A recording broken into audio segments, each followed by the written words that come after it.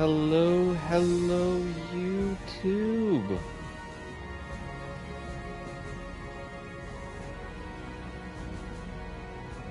And today we have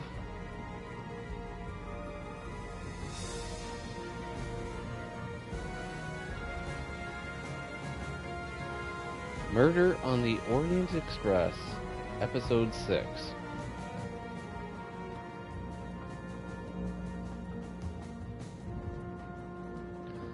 And this is going to be fun. I cannot wait. I'm going to start this up in just a couple minutes, so I will be right back.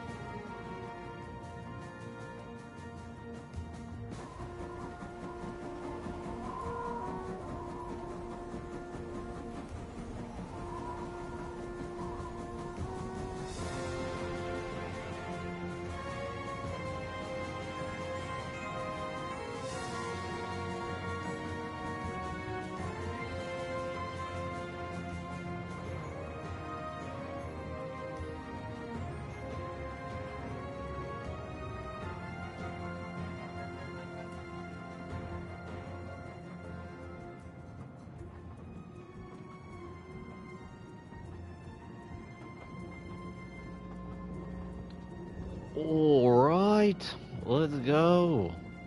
This is gonna be fun. Who-wee like Houdini.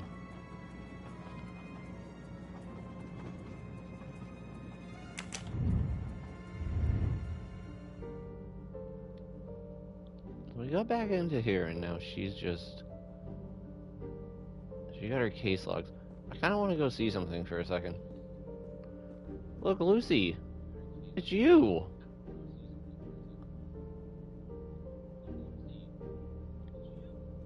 Can I not pet the cat? No? Okay. Kinda sucks. So she has a cat.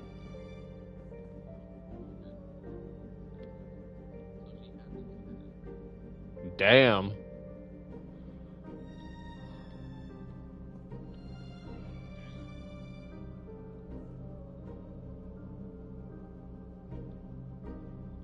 Anyways.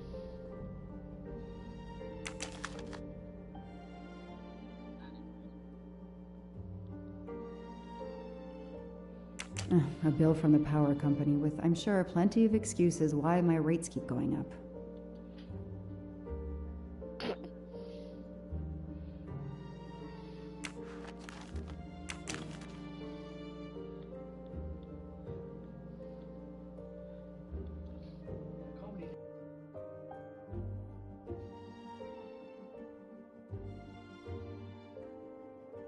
Travel.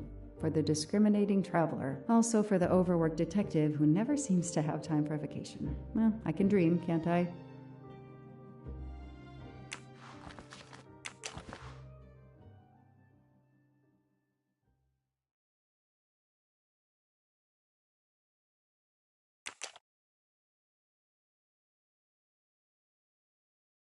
Years of no new leads in the Armstrong case. And then this. Michael Clark.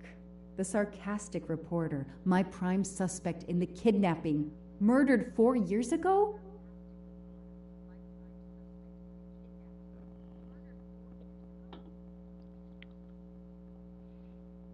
The body of investigative reporter Michael Clark was found buried in his Boston backyard. Clark was killed by a single shot to the chest. State of decomposition suggests an estimated date of death and burial fall 2018. Wow. Okay.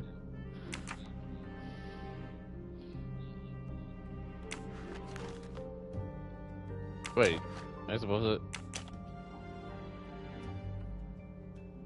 Oh, okay. This is Michael Clark? He doesn't look anything like the journalist I interviewed. Michael, you have earned a place on my evidence board.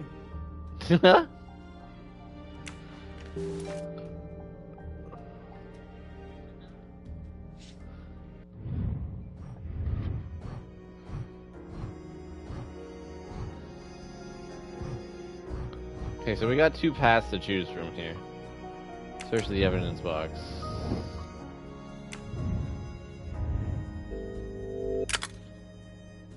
Speculated item of the box. Solve the mysteries of the keyring. There are 5 puzzles to be unlocked in the keyring. Oh, okay.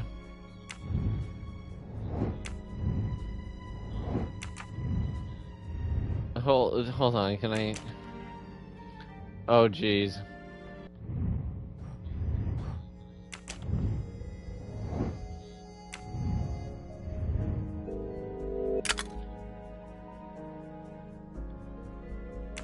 Okay.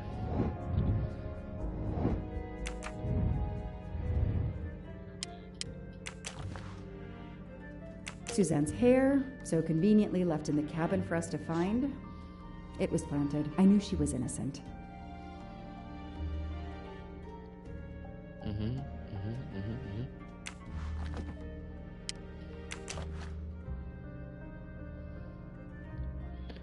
Such a cute kitty you are, Lucy.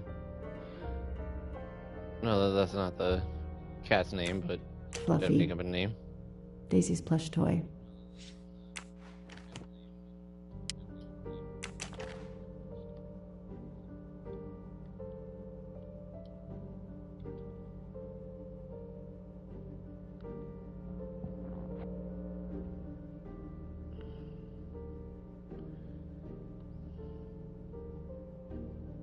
So the rock might have done it?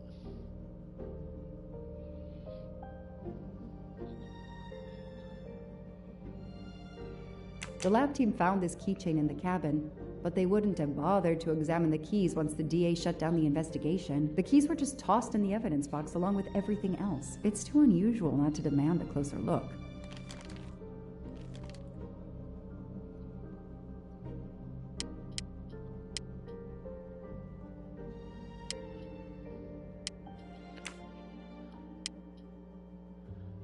Oh, jeez.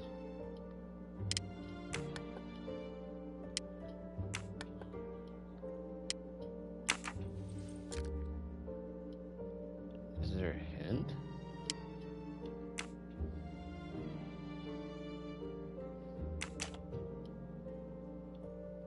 Oh.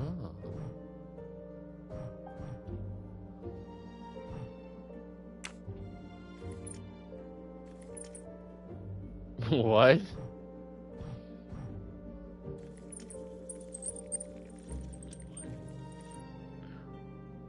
Oh.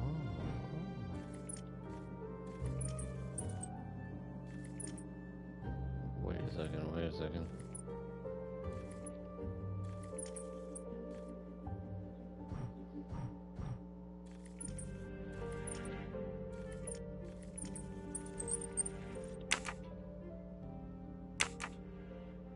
Okay, there's that one.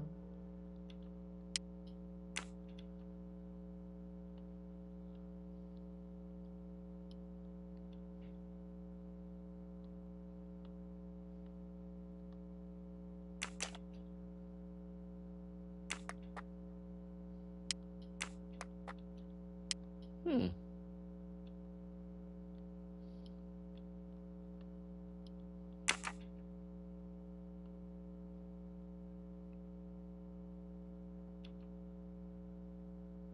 I didn't design this game, by the way.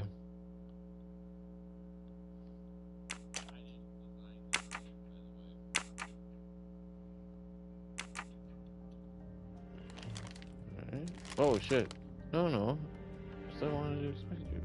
Hold on, no. Hold on. Still wanted to expect you. Still wanted to expect you. No.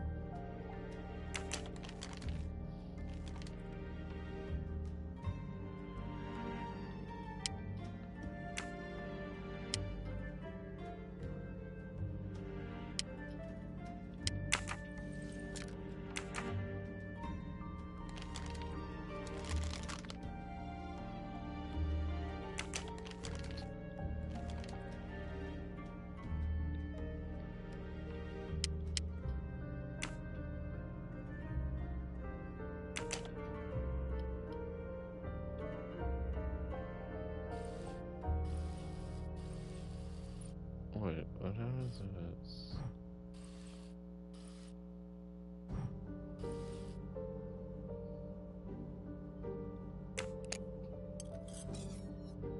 Oh.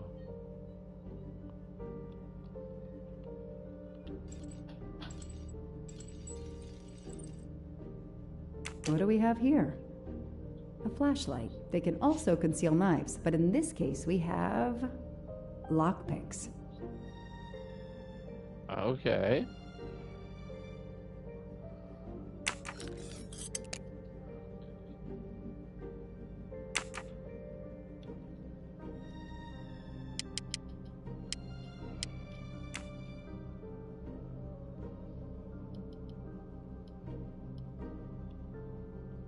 Three, 5, 6, 9. Okay, so it's got to be 3, 5, 6, 9.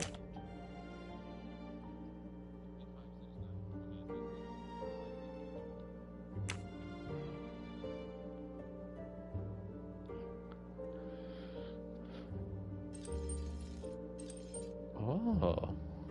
A key knife. They sell them on the internet for self-protection. Huh.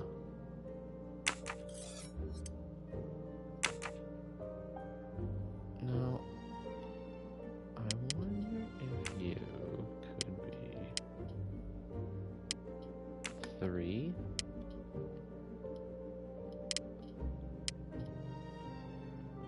5.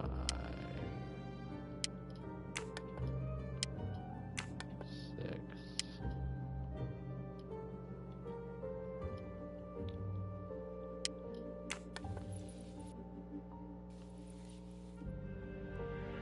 What do we find? A capsule and a smell. Bitter almonds. Cyanide.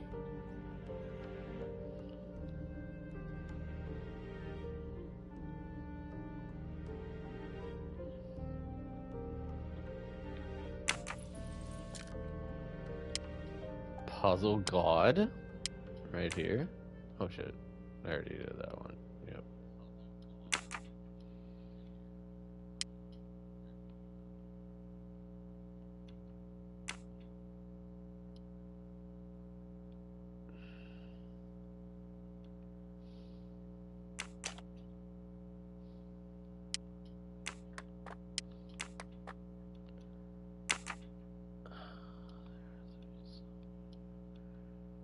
Here, come on.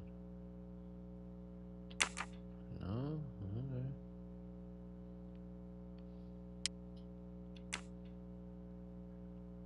Well, this has to show you something.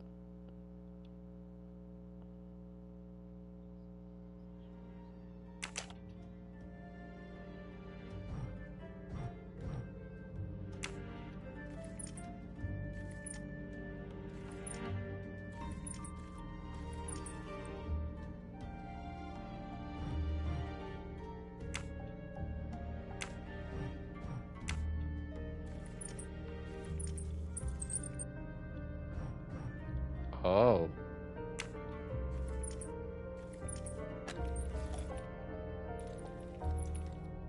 What? A USB key. Let's plug it into my PC and see what nasty little secret it contains.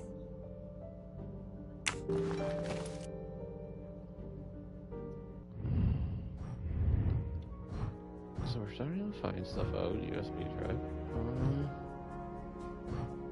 Searching evidence wise. Okay.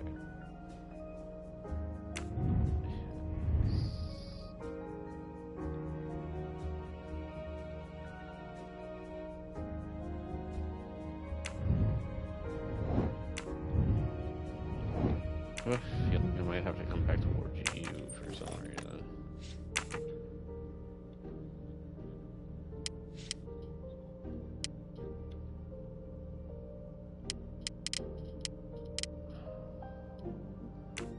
What are you?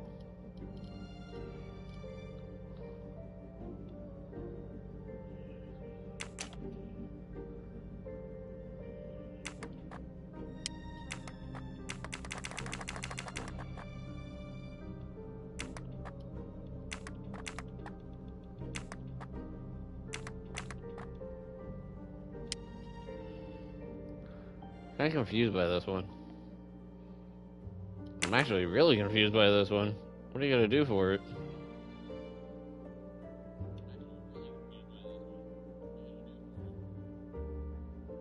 Should I leave it for now?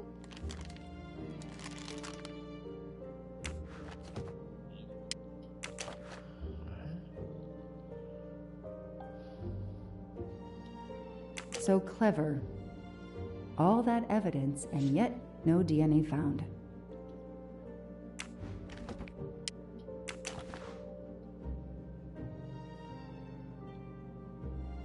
The only fingerprints found on the bottle were Suzanne's.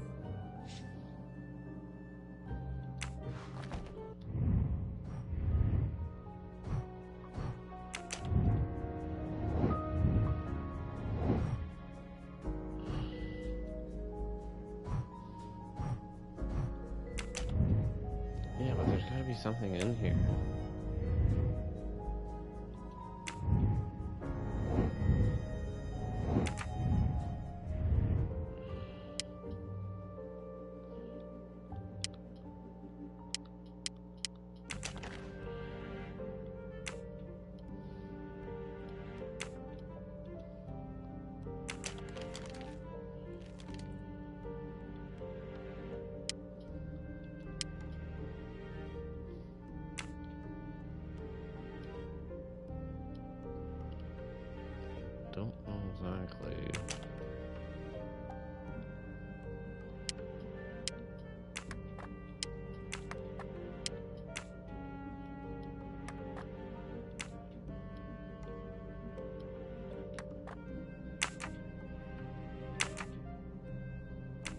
I gotta move on.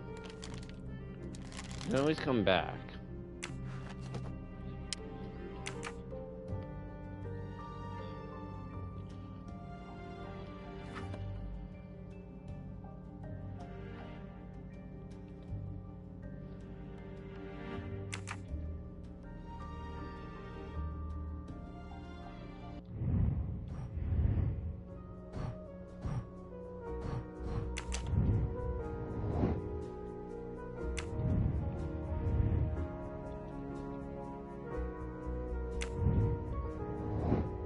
Wait, what?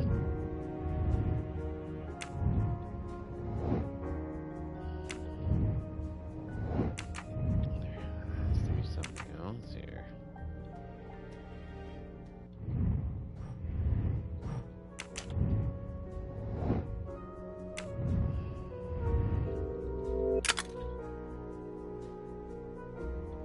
Okay. Might as well.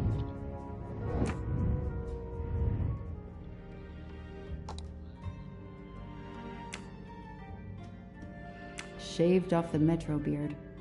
But I'd recognize that smug bastard anywhere. The man I interviewed 4 years ago posing as Michael Clark. This goes on the board.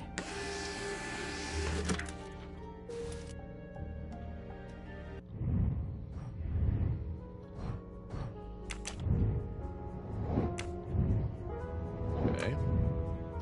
That still doesn't tell me about the other thing.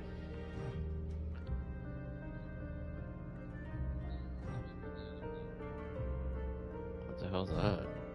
Maybe they needed to show the ransom to someone, to check if the serial numbers were still on record. I'll print them, and on the wall they go.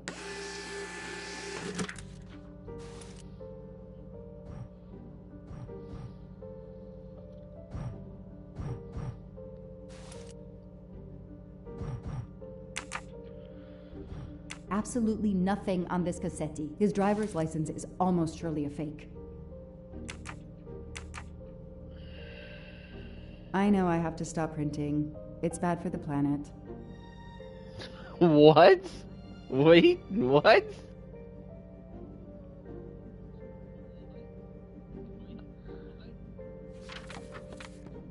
Okay. Oh, jeez.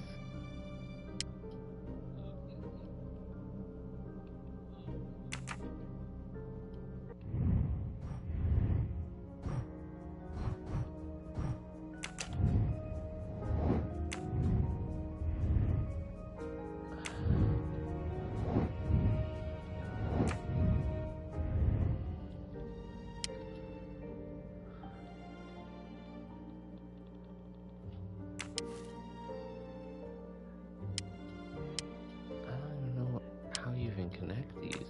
I need to find out about this one thing here. Wait a second. A gold mustache. Thank you very much. There has to be something about this one, right?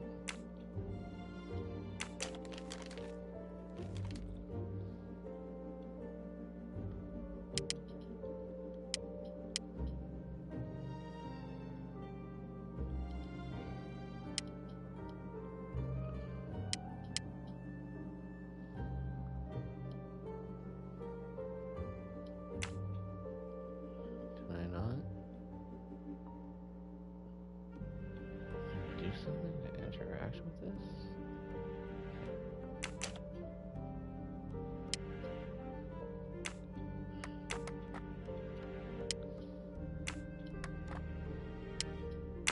I feel as if...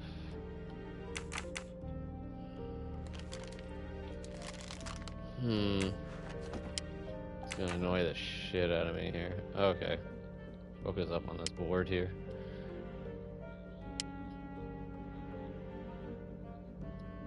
Boston shooting victim. Still in. What?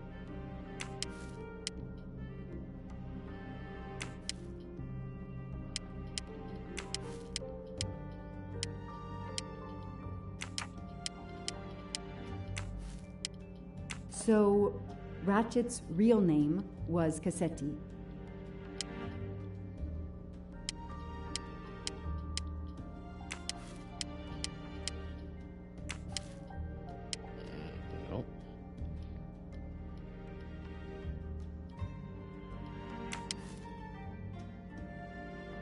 This tattoo is the same on both pictures.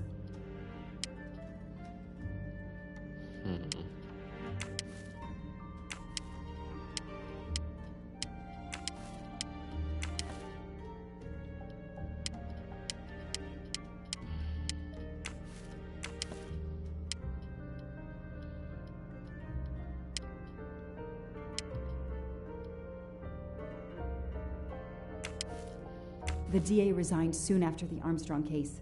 It haunted him just as it has haunted me.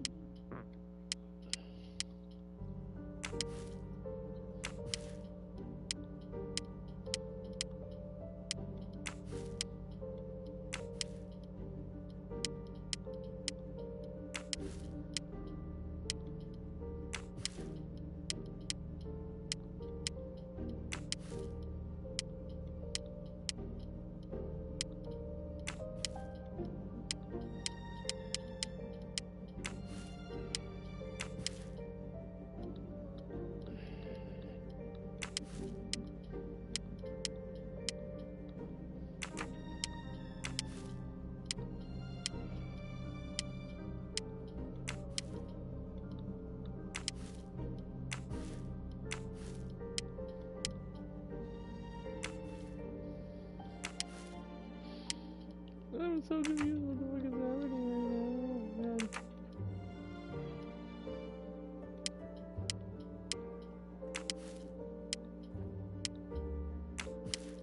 No? There has to be something that connects someone or something.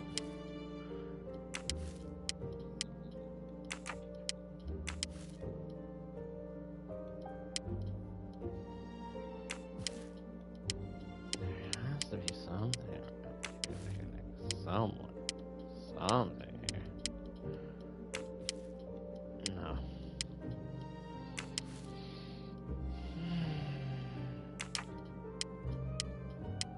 Wait. How does that not work out?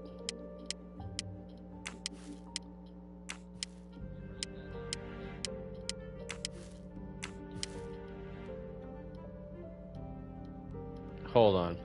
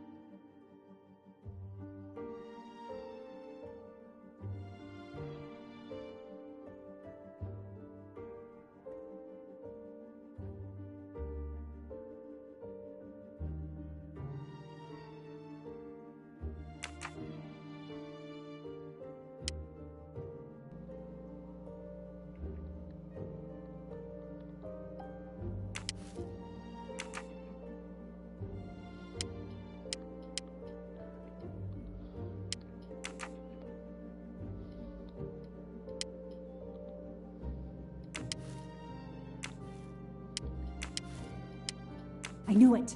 The faces don't match at all. They are clearly two different men. I should run facial recognition on my computer. Ah, okay.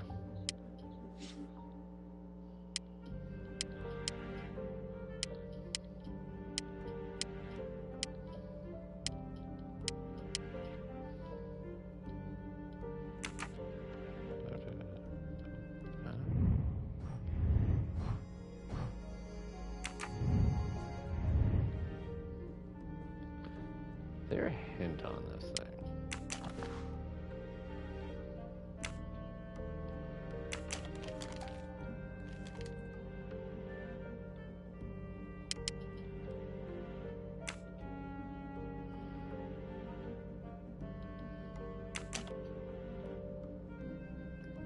There isn't even a hint.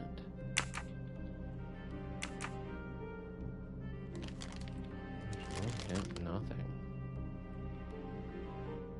Wait. Did something change in here?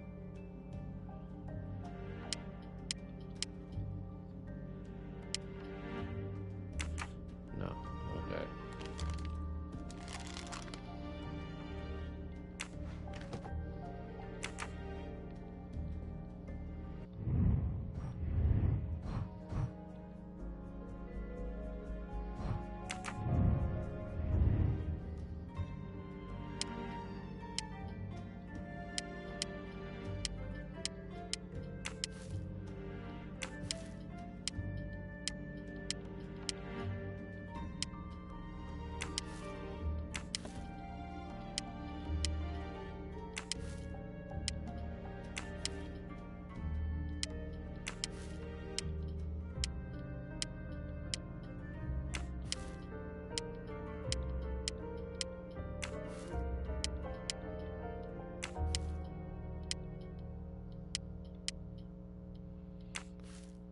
Not really how a spider works, but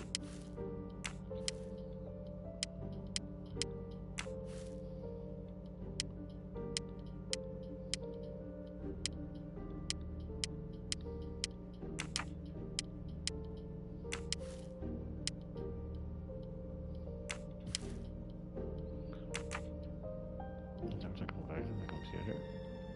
That's all. Okay, the real Michael Clark has been dead for years. Let's see if the photo of the fake Michael Clark matches someone in the database of known criminals. I've tried this several times in the past few years, but came up empty. Maybe whoever he really is has finally made a mistake.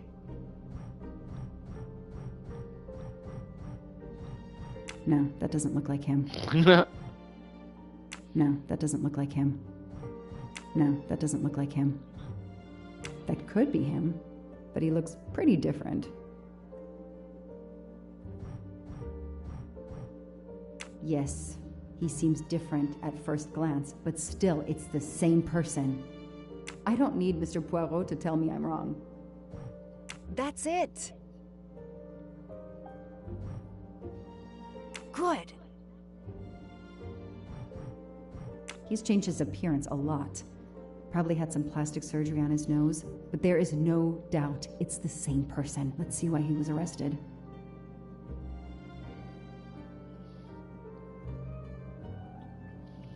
Mr. Ratchet, you didn't just steal statuettes. What recent information does the database have on you?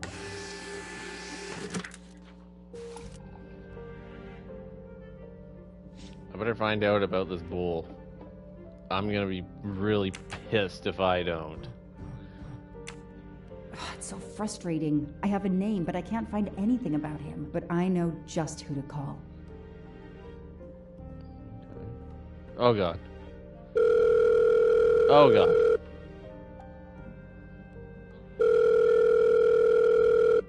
Robot Defense League, we are monitoring this call. Hello, Braid. Long time. Oh, Joanna. Hey, how may I assist you? I need you to search the dark web. Yeah, can you narrow that down a little? Cause, it's pretty big and pretty dark out here. Could you find intel about a Samuel Ratchet? Samuel Ratchet. Got it. Bad dude? They don't come worse. Send me what you find by email. Alright, But hang on. dude? Okay. Yeah, uh-huh. Okay, nope. Nope, and... Okay. Oh, this might be something. I gotta do a deeper dive, but you should find this interesting. Could be coincidence if I believed in them. Emailing details. Domo arigato, Mr. Roboto. We're here to save mankind. Oh, it's a cookbook.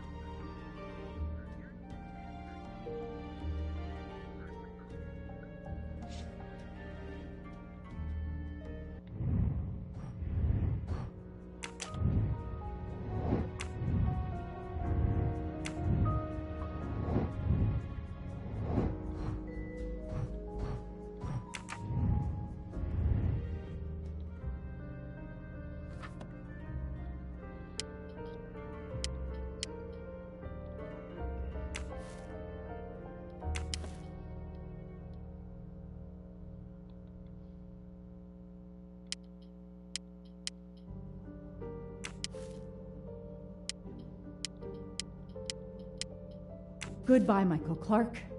Hello, Samuel Ratchet, the man who stole your identity and your life.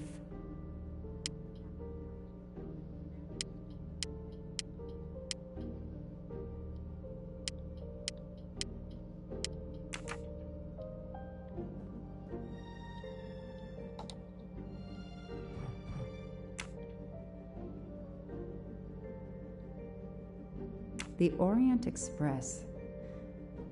I'm gonna print these tickets and put them on the board.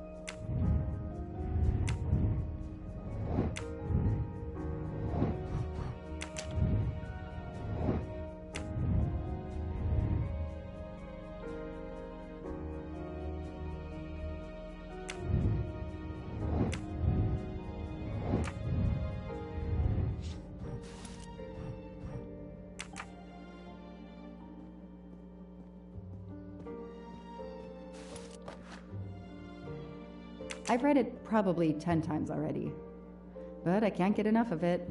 Don't know why. Maybe because it helps me sleep? Which bedside? What? Wait, what?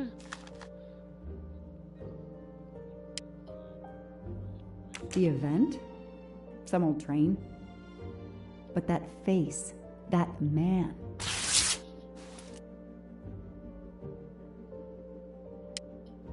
The Orient Express departs from Istanbul next week. Interesting. I'll put it on the board.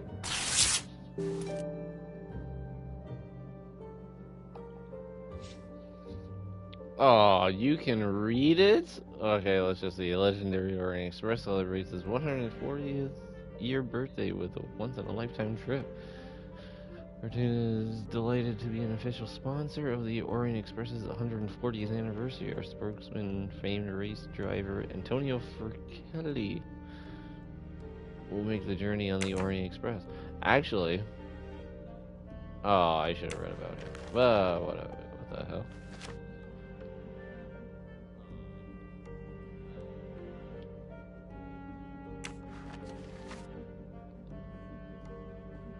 Okay.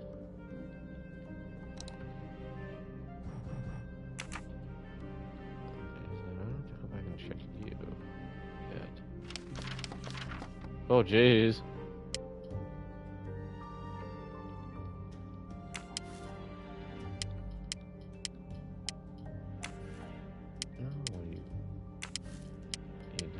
Ratchet will be traveling on the Orient Express in a week.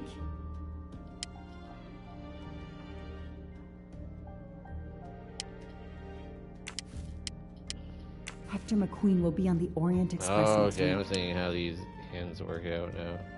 Okay, I got it.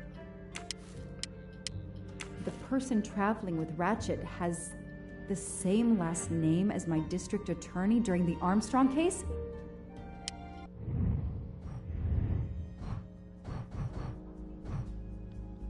That's fucked up.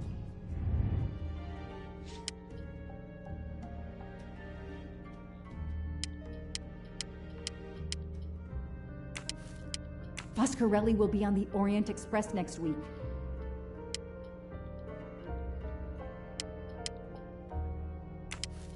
I know that face. That's John Armstrong's driver.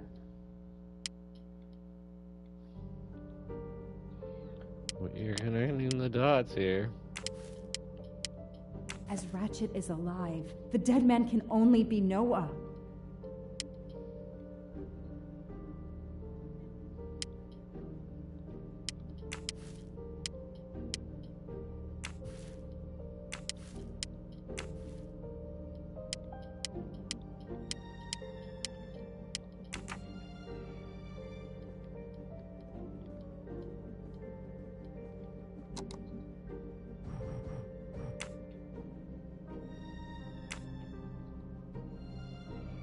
I knew it. He's the son of my former DA. He goes on the evidence board.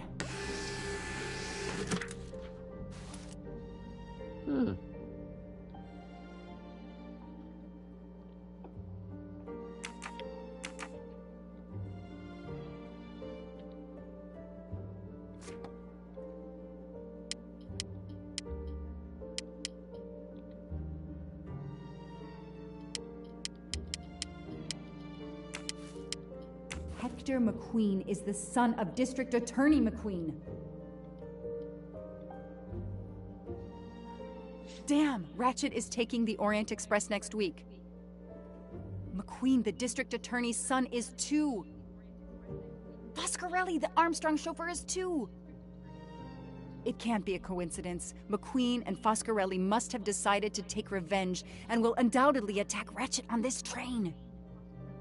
I have to be on the Orient Express to stop them. And above all, I must stop Ratchet.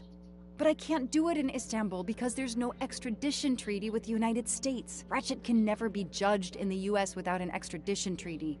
I'll have to wait until he's in Paris to have him arrested.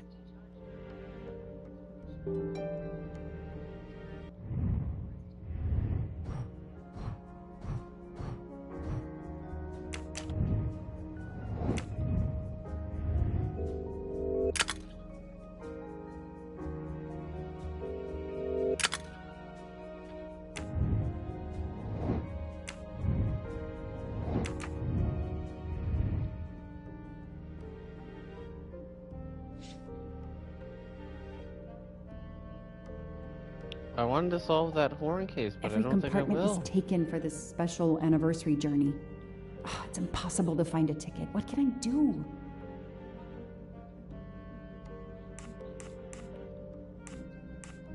Let's find out who's traveling on the Orient Express. Time to call Braid.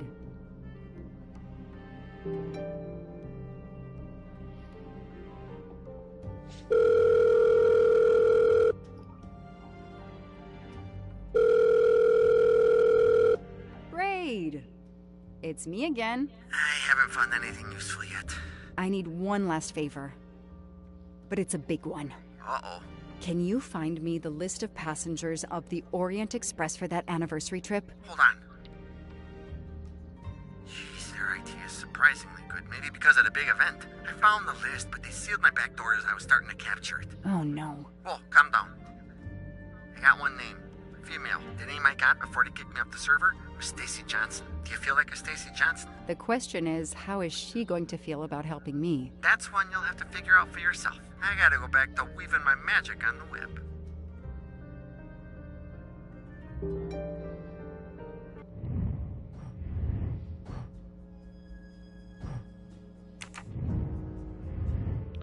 Alright. I'll be right back.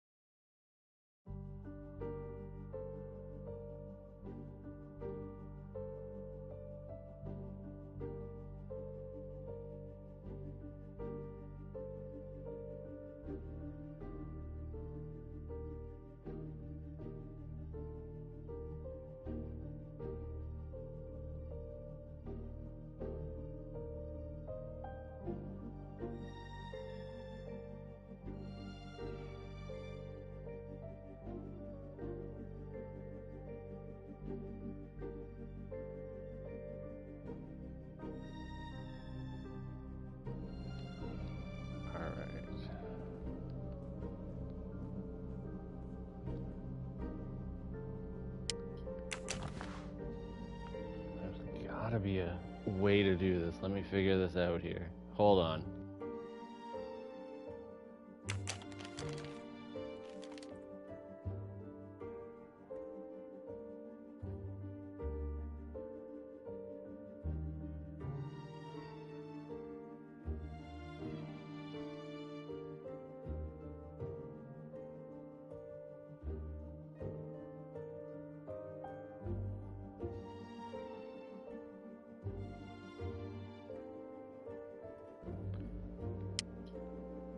Okay, I think I finally figured.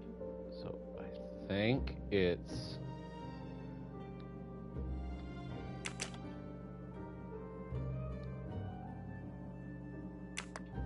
this, this, this.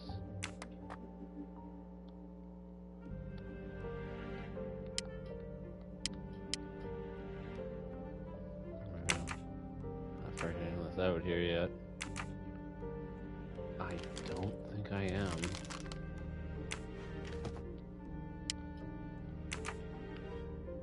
Let's go back to the computer. Let's see what we got here.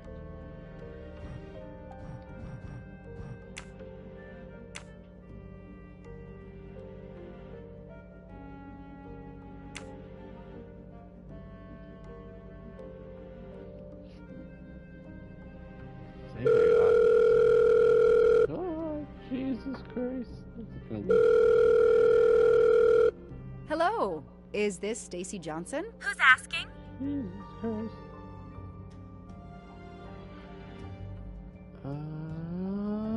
Which one?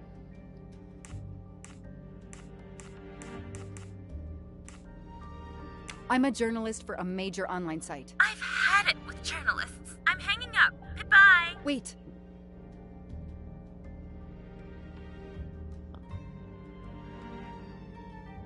Okay. That's bad.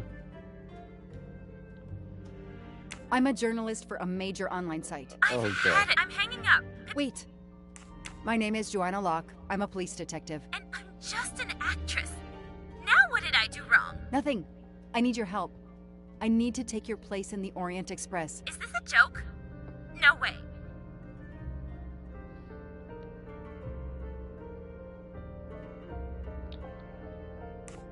Do you remember the Armstrong kidnapping? Of course I do. That poor little girl. I'm a police officer. I have a new lead that may help me find her killer. Wait, didn't they prove it was the nanny?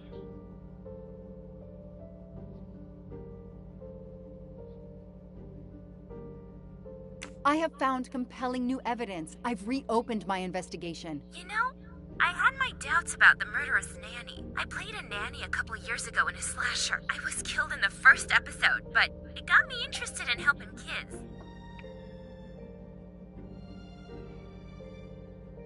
Stacy, please. You say you help kids? Well, I joined a couple of associations who are trying to help underprivileged kids. If this little girl's real killer is still out there somewhere, I'd do anything I could to help. Getting me on that train will help more than you can imagine.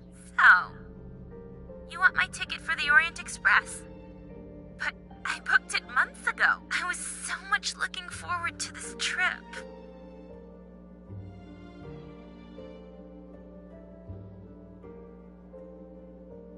I'll give you twice what you paid for the ticket. You think I care about the money?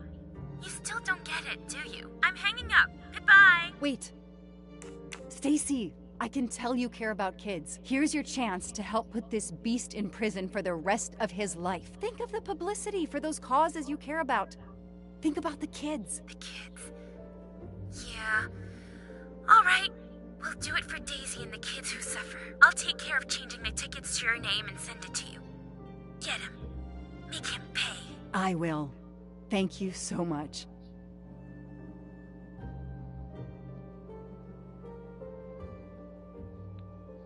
Stacy was as good as her word. I received the ticket. I called my chief to let him know I was taking my vacation time. I had coming. I flew to Istanbul. I was finally going to nail the monster responsible for Daisy Armstrong's death, Michael Clark's death, even his accomplice, and, I suspected, so many others as well. You know the rest.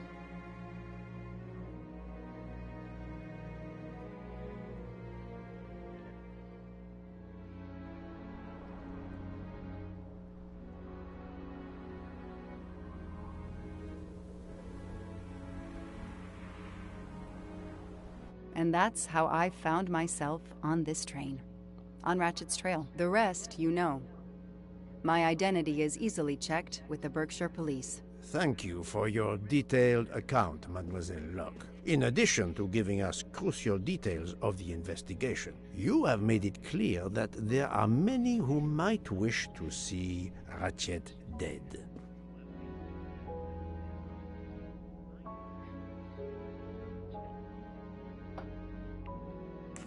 I know you are innocent. Your forthright testimony and your movements, or lack of them, last night eliminate you from our list of suspects. I agree, without a doubt.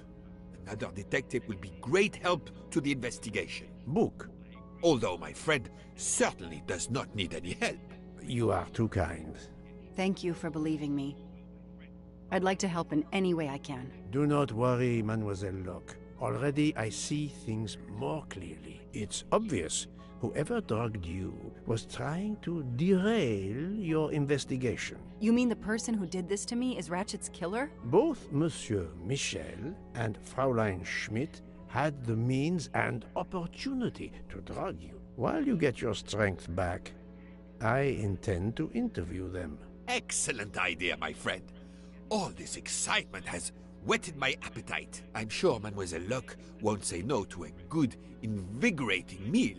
What? No. I want to hear what the conductor and Fräulein Schmidt have to say for themselves. It is my duty to ensure the well-being of the passengers. If Dr. Constantine has no objection, I will escort you to the restaurant car.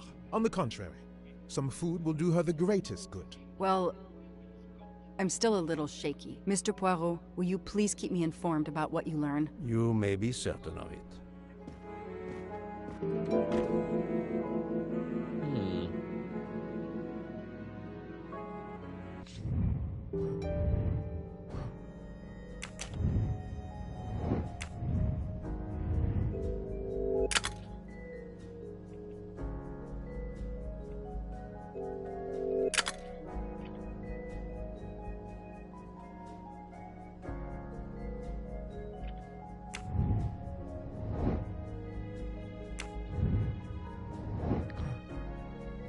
That's kind of weird.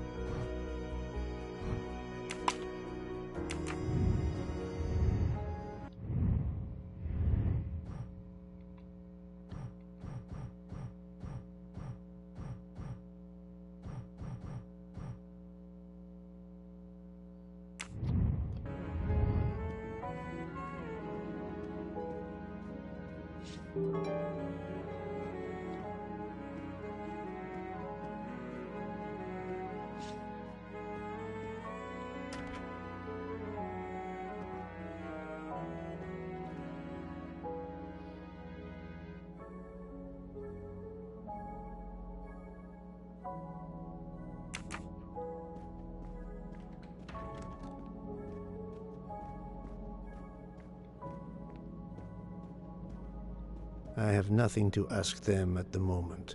I should leave them alone.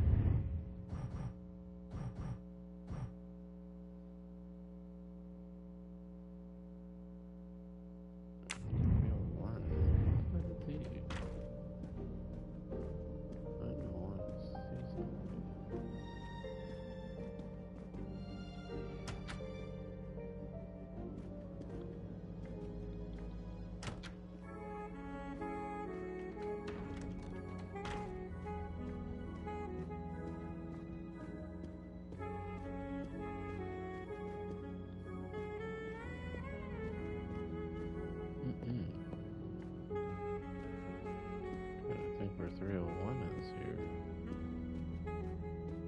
Where the hell is that one?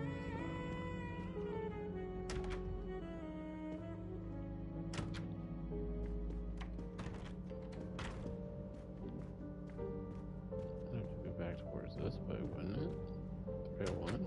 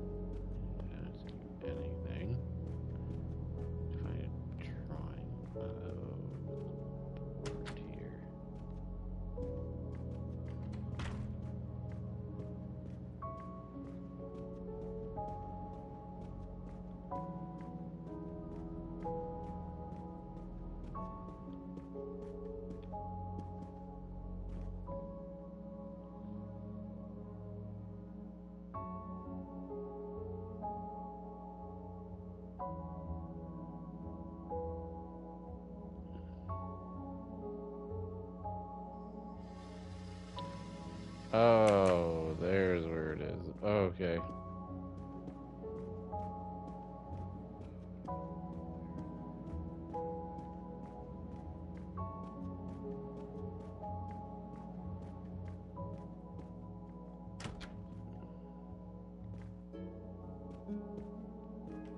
I got a few, like...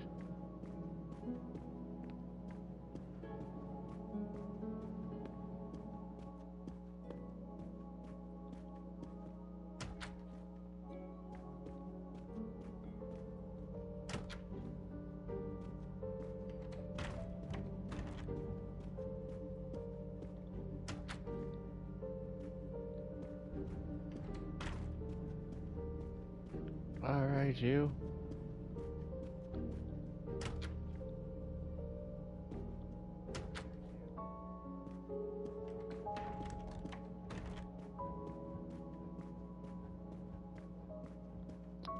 Storage 301.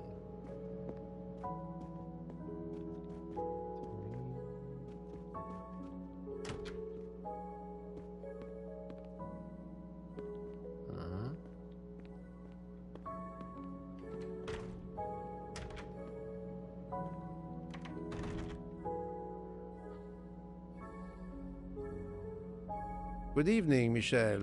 Am I bothering you? You seem stressed. With everything that's going on, I must admit, it's difficult to be relaxed. Of course, I understand. Especially since we know that Detective Locke's tea was drugged before it was served to her. Detective? Come now, Michel. Surely you would have taken the opportunity to search her things and found her badge. Luckily, she woke up and was finally able to tell us her story. Otaru boiled the water, Jean made the tea. I just brought it. Sir, it could have been any of the staff. Your defense is to accuse others?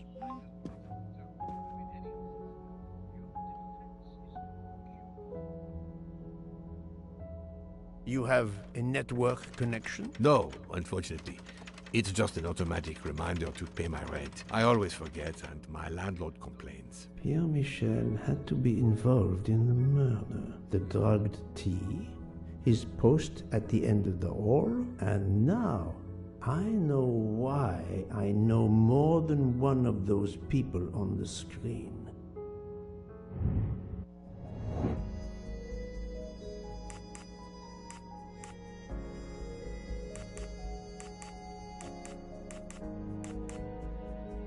This is wrong, but I'm never far from the truth. No, not good. Ah, I was gonna be Michael Peter. Well done. Oh.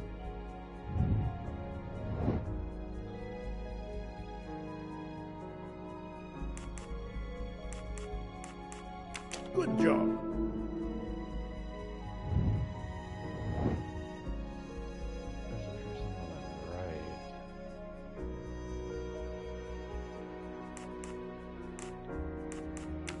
must admit I'm Nope. not right this time. This is wrong. Really? But I'm Seriously? never Is it far gonna be from the that truth. one? Good job. That was easy. No, it wasn't. You are the father of Suzanne Moreau, Daisy Armstrong's nanny. My condolences on the death of your wife. What? But my wife... Enough lies. Suzanne does not bear your name? No. Suzanne's My mother and I wife? were divorced. Suzanne kept her mother's name. My most sincere condolences, Monsieur Michel, on the deaths of Suzanne and your wife. This job, I loved them, but I was never there for them. Then, a year after the divorce, Solange became ill. Suzanne took her to this special hospital in the US. Got that job as Daisy's nanny. I understand your pain, and the reason that led you to drug Detective Locke. We really can't hide anything from you, can we? Many have been foolish enough to try and keep the truth from Hercule Poirot. Yes, I admit, I drugged the tea. But it was only to keep her quiet, until I could... But she reacted so much to the sleeping pills. She was lucky, as are you, that she didn't die. To be frank, there is one more thing that puzzled me, but I think I understand now.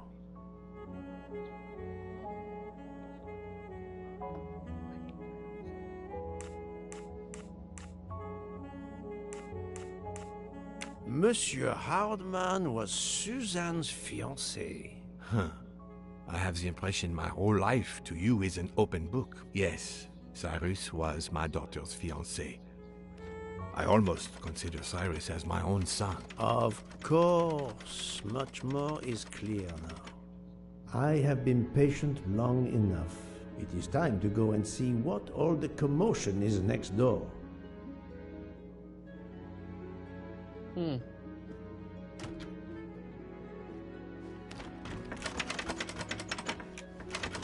Monsieur Hardman, excellent. The gods who watch over detectives must have trapped you here. Why didn't they watch over me? I'm a detective too. I was talking to Michelle about a leaky faucet, and I wanted to go out, but you showed up. No need to invent some preposterous story. But really, Michel has told me everything. You are the fiancé of Suzanne Moreau, his daughter. Oh. I see. Surely this is not a big surprise to you. No. Suzanne was the only woman I ever loved. And I failed her. We got into a spat. It was nothing, but I was too proud to apologize. We weren't speaking at all. Suzanne never really cared for that guy Noah. She would have forgiven me.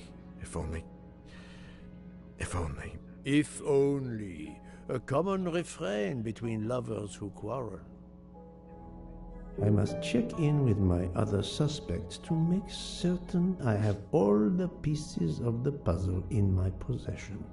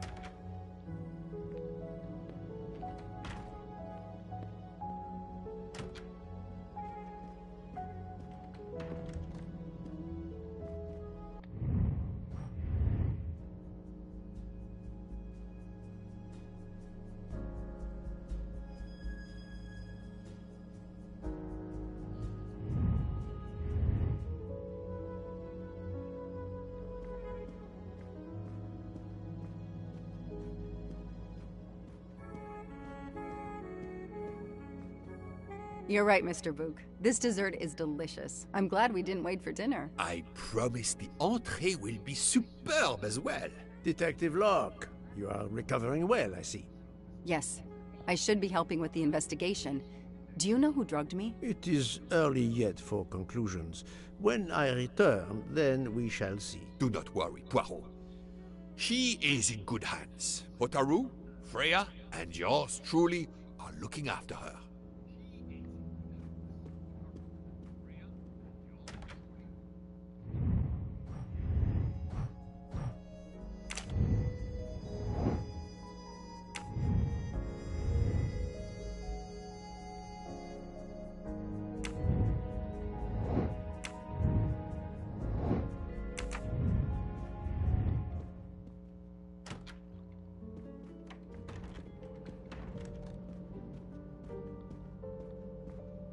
Can I get you something, Monsieur Poirot?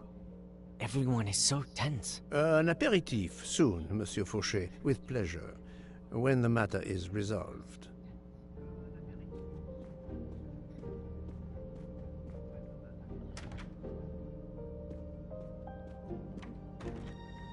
Good evening, Fräulein Schmidt. May I disturb you for a moment? You asked so politely, mein Herr, but I do not think I have a choice.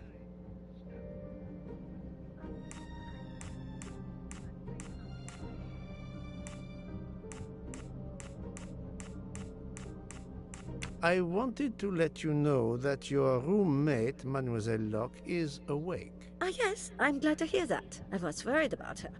Did she tell you what had happened to her? Unfortunately, she doesn't remember much, but we found a residue of a sleeping pill in her cup of tea. Since you two were alone together in your room when she drank it, who else but you could have drugged her? Must I point out I do not make the tea on this train? You should question the conductor or the kitchen staff.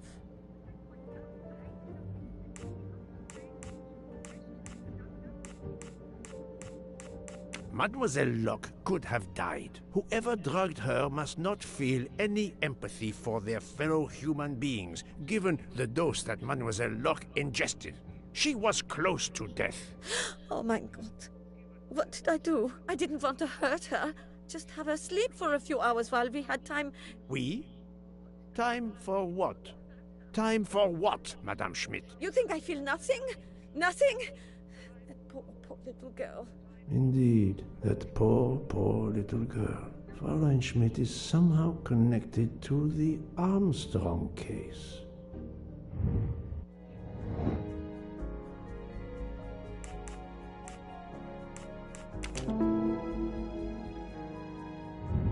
That's the right answer. Fräulein Schmidt, I have a certain reputation for sniffing out... I am not a murderer. Forgive me, but I was going to say brilliant chefs. You were the Armstrong family's cook, were you not? But... yes. I was the cook of that lovely, lovely family. I'm sorry, but I must ask you to give me some time to collect myself. It wasn't supposed to be like this. My darling, my poor darling child. I will give you that time, Fräulein. You have given me much more in exchange. Obviously, Pierre Michel and Fräulein Schmidt both drugged Detective Locke's tea, causing the overdose. No wonder she had so much trouble waking up. Time to report my findings to her and Book.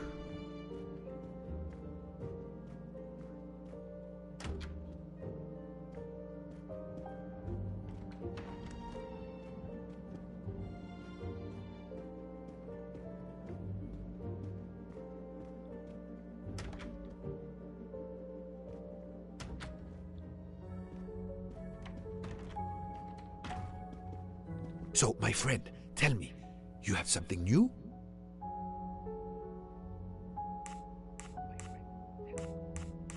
Mademoiselle Locke, I know who drugged you. Fräulein Schmidt and our conductor, Pierre Michel, both admitted putting sleeping pills into your tea. This explains your overdose. They are relieved you are recovering. Michel drugged a passenger? On behalf of the company, I offer my apologies to you, Mademoiselle Luck. Michel will answer for this outrage. Both of them? I was pretty sure about Fräulein Schmidt, but I admit that I did not suspect the conductor. I have uncovered multiple connections with the Armstrong case. Pierre Michel is the father of Suzanne Moreau, little Daisy's nanny, and Monsieur Hardman was Suzanne's fiancé. As for Hildegard Schmidt, she was the cook of the Armstrong family. What a coincidence, don't you think? But it's incredible! What are the odds that so many people linked to that tragic affair ended up on the same train? About the same as you winning the lottery, my friend. I wasn't the officer who interviewed Fräulein Schmidt back then, so she couldn't recognize me here on the train. How could they know who I was? There were other passengers who might have. Or she may have seen you when you visited the Armstrong home. It is now clear to me that some of the clues to this elaborate plot were staged for my benefit.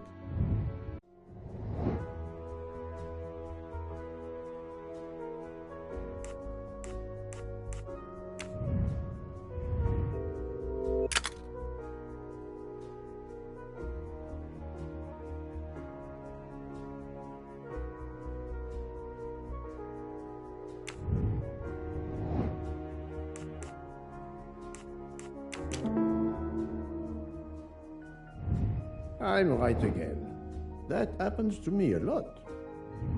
Some clues and information collected so far could lead to a hypothesis. The murderer boarded the train in Vinkovsky, killed Ratchet, and then left the train immediately. How did you come to that possibility? Monsieur Hardman told me about a short man with a high-pitched voice who threatened Ratchet. Imagine for a moment that this man, wearing a wagon-lit conductor's jacket, killed him while Michel was on the platform at Vinkovsky. This murderer then hid the conductor's jacket in Detective Locke's room, then fled before the train left. Why choose Detective Locke's room? Why, indeed. Let me re-explain from the beginning.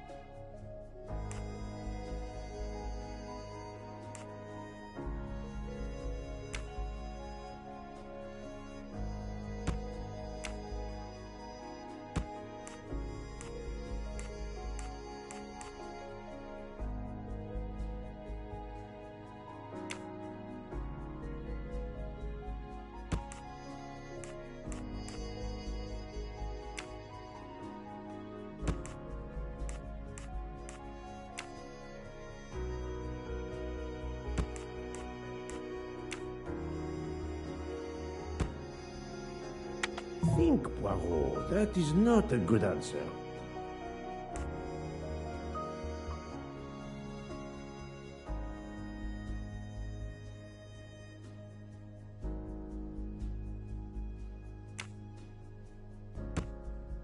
I must admit I'm not right this time.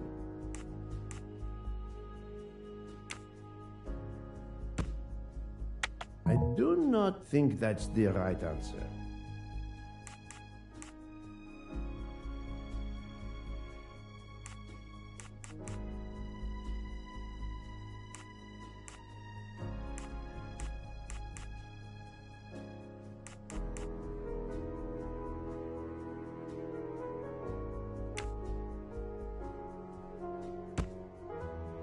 think, Poirot. That is not a good answer.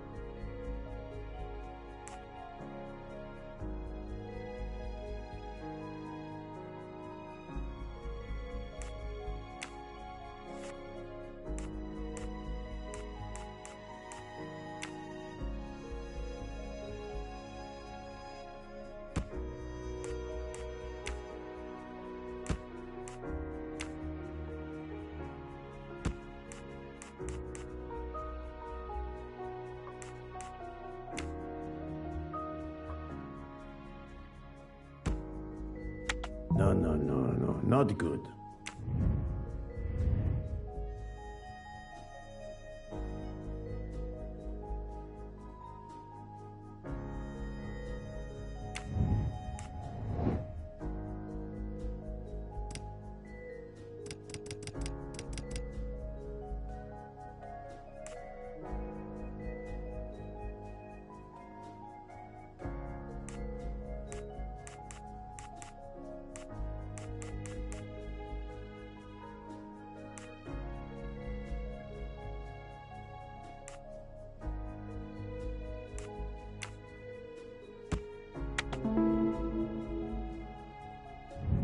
My little gray cells did not let me down. Mon Dieu! Oui! That must be it! Everything fits so well! It fits too well, my friend. Other clues lead to a second hypothesis, much more plausible.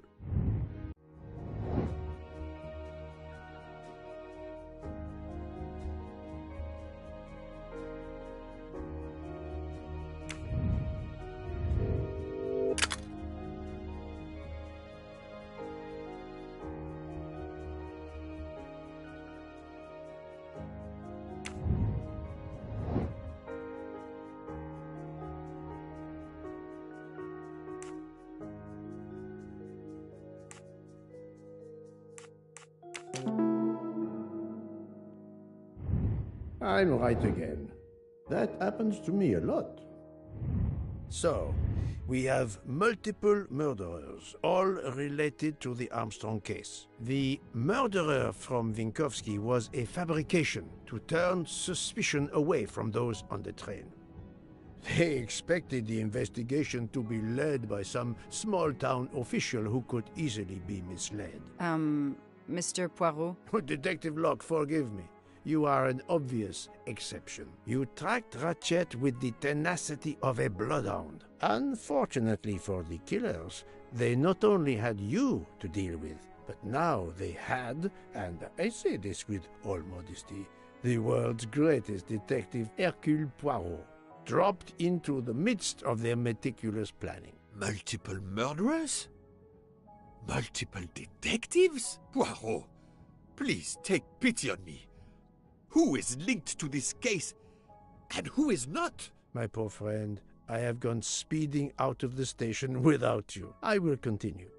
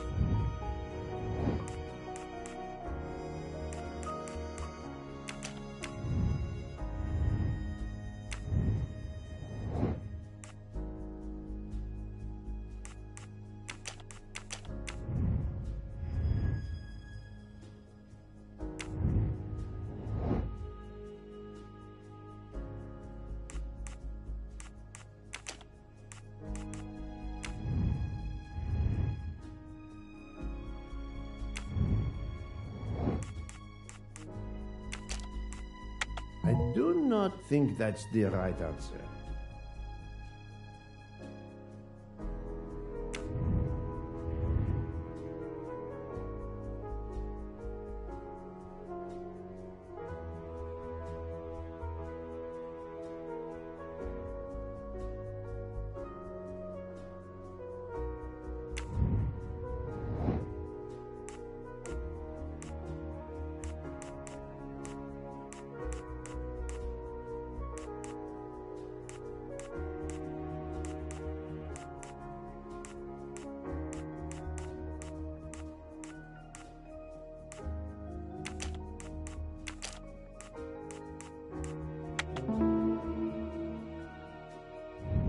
That's the right answer. Fräulein Schmidt, Pierre Michel, Monsieur Hardman, and Monsieur McQueen are all linked to the Armstrong case. I also know that Sonia Armstrong's sister and godmother, Countess Andreni and Princess Dragomirov, are on this train. And finally, Detective Locke discovered that Mr. Foscarelli was the Armstrong chauffeur. If we add Detective Locke and Ratchet, of the 12 passengers in that coach, 9 have a connection with the Armstrong case. What next, Poirot? Or should I say, who next? It is time to summon everyone. Everyone? Even Dr. Constantine? The train crew other than Michel? Dr. Constantine, yes. I will need him. But we don't want the others as witnesses. I will see that their duties keep them occupied elsewhere. Excellent. I have always thought this moment in a case is much like Rodin unveiling the thinker before a captivated audience. A work of art. Have you not felt that way, Detective? No, Mr. Poirot. I'm happy just to slap the cuffs on him. Well, there is some artistry in that as well, I suppose. Where would you like the unveiling, Poirot? The lounge? Perfect. Then I will gather all the passengers in the lounge.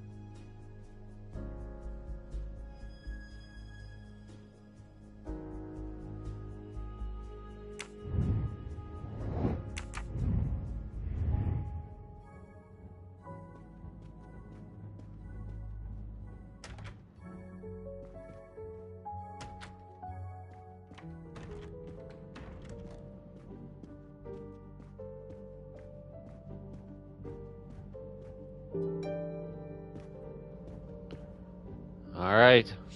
This is the finale.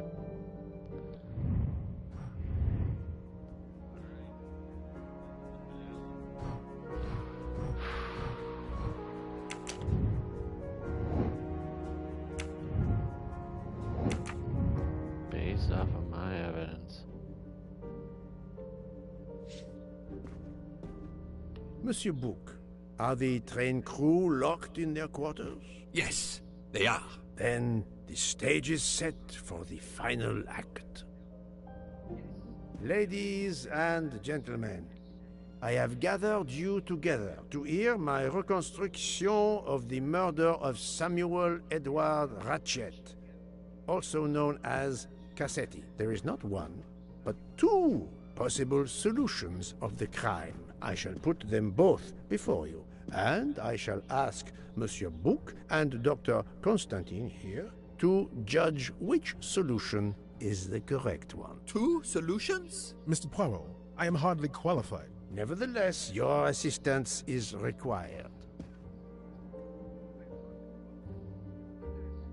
Now, you all know the facts of the case. Ratchet was found stabbed to death this morning. He was last known to be alive at 12:37 a.m. last night when he spoke to the wagon-lit conductor through the door. His watch was found to be badly dented, and it had stopped at 1:15. Dr. Constantine, who examined the body, puts the time of death as having occurred between midnight and 2 in the morning.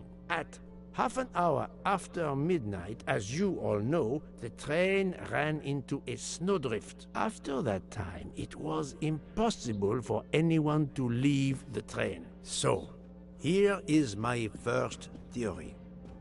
The enemy, as Ratchet expected, joined the train at Vinkovsky by the door left open by Captain Arbuthnot and Monsieur McQueen, who had just descended to the platform. He was equipped with a wagon-lit jacket, which he wore over his ordinary clothes, and a pass key which enabled him to gain access to Ratchet's compartment in spite of the doors being locked. Ratchet was under the influence of a sleeping draught. This man stabbed him with great ferocity, 12 wounds in all. He left the compartment through the communicating door to Madame Hubbard's compartment. Yes, that's so.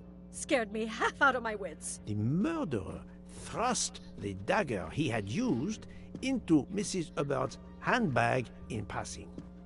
Without knowing it, he lost a button of his uniform. Then he slipped out of the compartment and along the corridor. He put the uniform jacket into Detective Locke's suitcase to cast suspicion on her. And a few minutes later, dressed in his ordinary clothes, he left the train just before it started off again, using the same means for egress, the door near the dining car.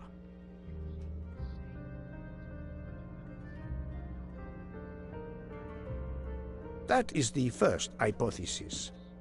But there's a second. For that, we must examine the motive for the crime. Why was Ratchet killed?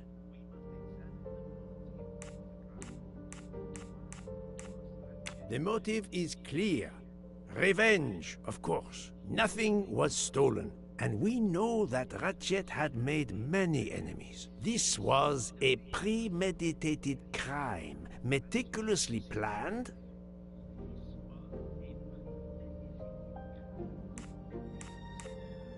Since the kidnapping and death of little Daisy Armstrong, which traumatized many people close to the family. Even when the police concluded that it was Suzanne Moreau, questions remained. Detective Locke continued her investigation, as did others. They became convinced the truth lay elsewhere. We now know who the real murderer of Daisy is.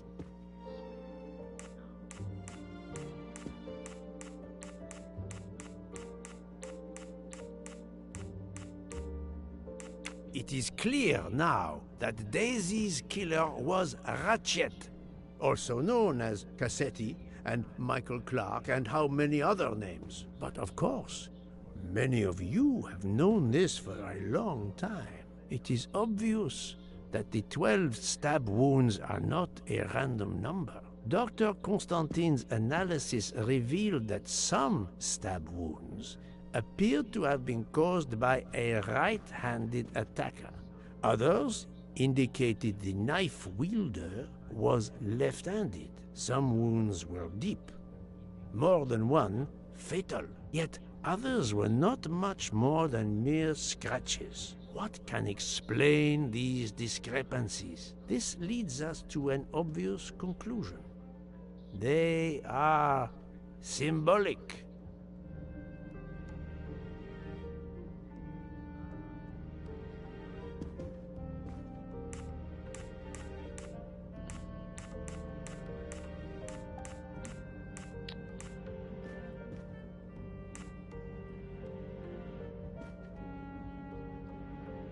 Come now, Poirot. Daisy was 3 years old. 12 stabs. 12! The same number as a trial jury in the United States. But not just a jury of 12 members condemning him to death, but 12 executioners as well. This self-appointed jury had meticulously planned for everything except Snow. snow. The avalanche that stopped us, as well as the presence of not one but 2 detectives on the train. They had to improvise, to hastily add clues and false leads.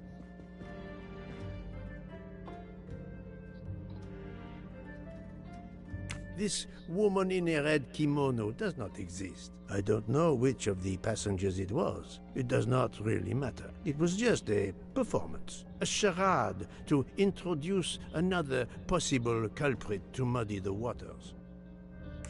The time on Ratchet's broken watch was deliberately set to conceal the true time of the crime.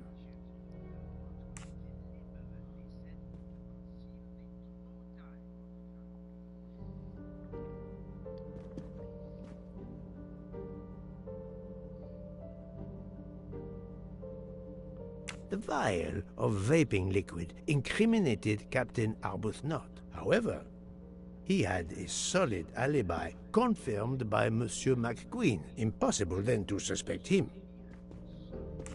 The conductor's jacket, found in Detective Locke's suitcase, was put there only to cast suspicion upon her. All these false leads were intended for me. But I am Poirot. I understood the truth.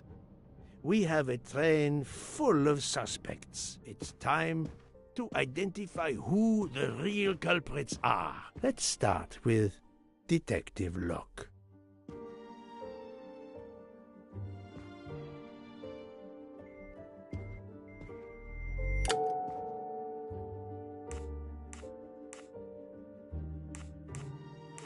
Planting the conductor's jacket in her suitcase was an attempt to implicate Detective Locke, but she couldn't fake her drugged condition. Dr. Constantine can testify that the drugged tea incapacitated her for hours, and she had 2 relapses. Let us move on to Monsieur McQueen. When I told him about Cassetti, he looked very surprised that I managed to make the connection between him and the Armstrong case. He told me, "But I thought we had..." I think he meant...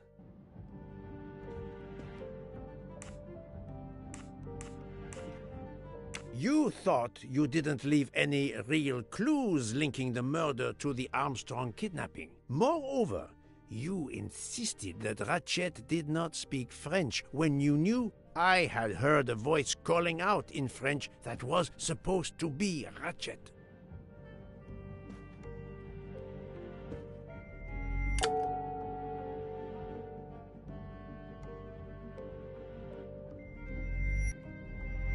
I do not think that's the right answer.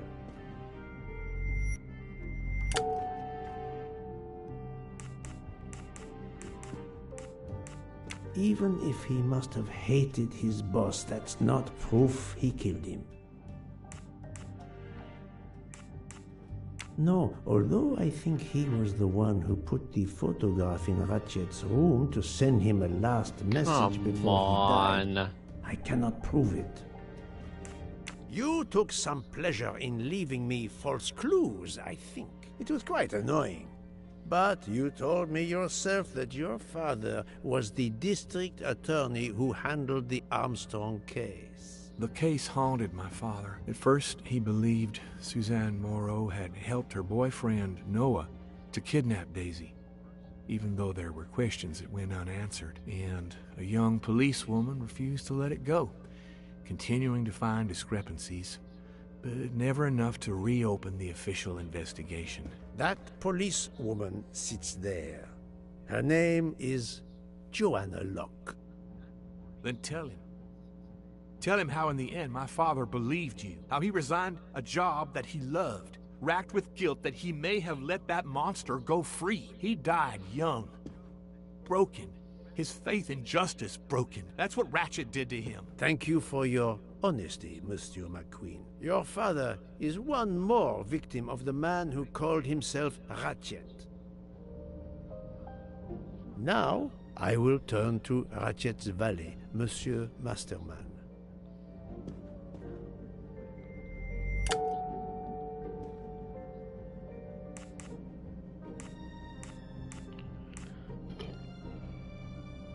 I suspect that Ratchet was not a kindly employer. But that's not a good enough reason to kill him. I know that a toothache hurts excruciatingly, but I don't think the pain would have driven Monsieur Masterman so mad as to kill Ratchet. Monsieur Foscarelli was a closer target, if Masterman had murder on his mind. Ratchet sensed danger close to him and naturally wanted to stay awake. You gave him sleeping pills without his knowledge. Once he was sound asleep, you could do what you had to do in peace. Sir, I'll tell you the truth. I was Colonel Armstrong's adjutant in the war, sir, and afterwards, I was his valet in New York. I'm afraid I concealed the fact this morning. It was very wrong of me, sir, but I knew how suspicious it would look. Is that all you have to say? That's all, sir. Now, to leave no suspicious stone unturned, let us move on to Monsieur Bouc. What? Me? A suspicious stone?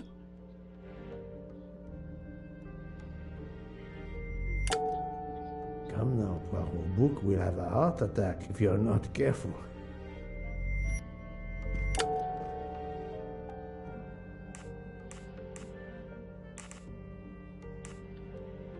His lofty position as director does not clear him of suspicion. Murderers can come in all I should have picked the other one. Monsieur Bouc is certainly a very close Oh my friend, God. but I never allow my affection to take precedence over reason. It is not tangible proof. Bouc, my friend, of course you are not guilty. You did everything you could to get me on this train. What madness would cause you to ensure, and I speak with all modesty, that the best detective in the world could be present to witness your crime? But doesn't our friendship count as well? Most assuredly, but a murderer can wear all sorts of masks, including friendship. Let us consider our ever-efficient wagon-lit conductor, Pierre Michel.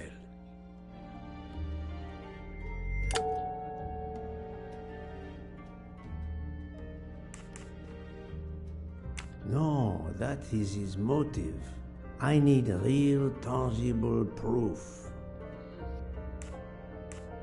Your admission that you drugged Detective Locke immediately incriminates you, but The murder could not have I'm been bad at possible this. without your very capable assistance. Your knowledge of train procedures made the murder possible, and your position in the corridor of the train allowed you to be the perfect alibi for several passengers. And your motive? Suzanne Moreau, Daisy Armstrong's poor nanny, who was wrongly accused and committed suicide, was your daughter. C'est enfoiré. He got what he deserved. My poor daughter has finally been avenged. My Suzanne. My child. Let's move on now to Monsieur Hardman, one of 3 detectives on this train.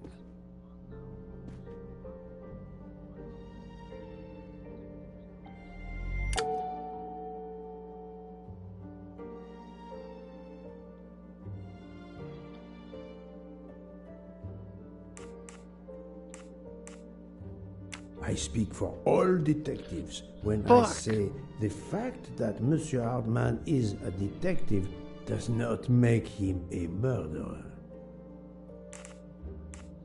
He lied about his profession, but he was hired by it's gonna be the Ratchet. other one. I Why should have would picked he kill I the should have man picked the he top was one. hired I to should have picked the protect? top one. That's it. That's it. Monsieur Hardman, I think you are a real detective. But you were never hired by Ratchet.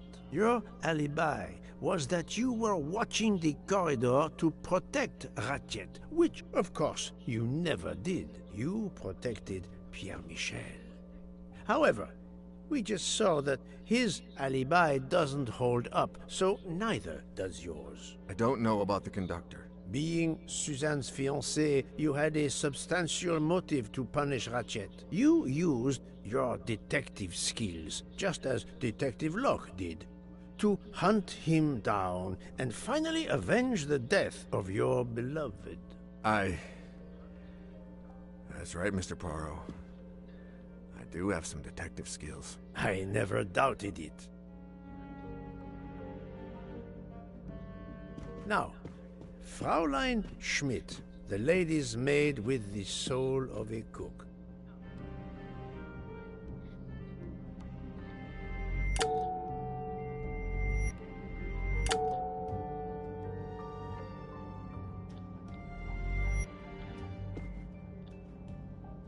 You wanna know something? I'm gonna go yes. Oh, lied about Princess Dragon on his handkerchief.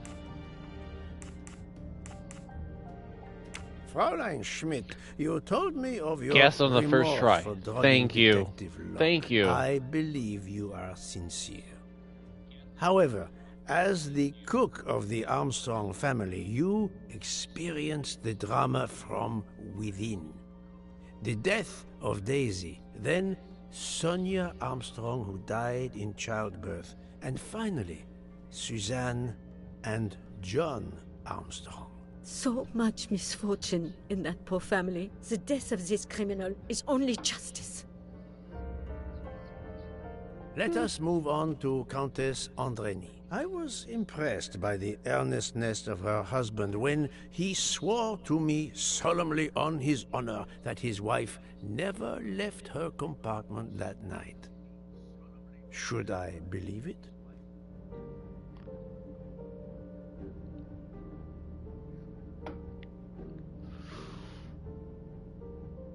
Oh, she has. You wanna know? No.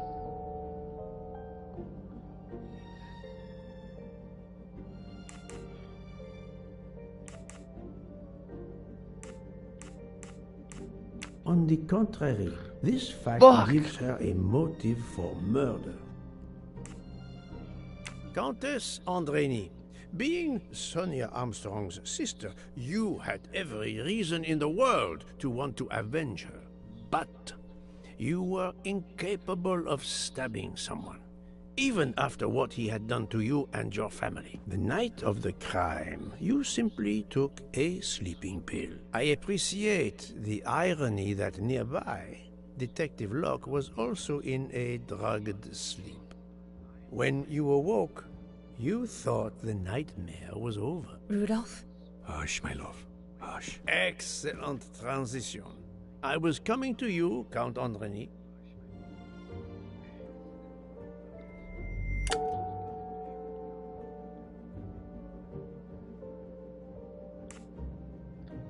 "12 people, a jury. This was very important to all of you. If Countess Andreny did not stab Ratchet, someone had to take her place. And you, Count, the beloved husband. I've seen how fiercely you love and protect your wife." Enough! I would do anything for Helena. Anything. Even that. Yes, even that. Let's move on to Monsieur Foscarelli.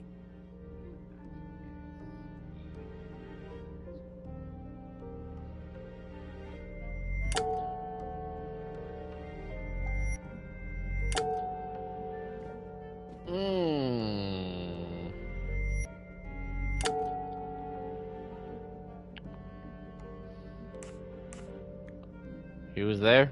Detective Locke found out that you were the Armstrong chauffeur, and that you planned to travel on the same train at the same time as Ratchet. That is what made her decide to obtain a ticket as well. Unfortunately, she could not prevent the murder.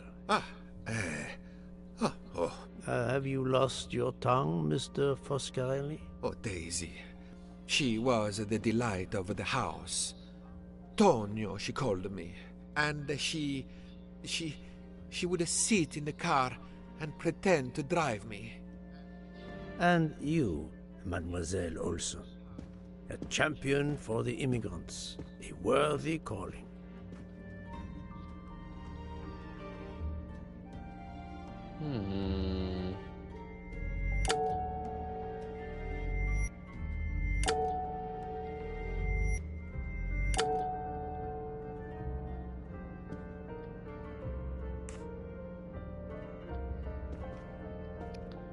Is reserved.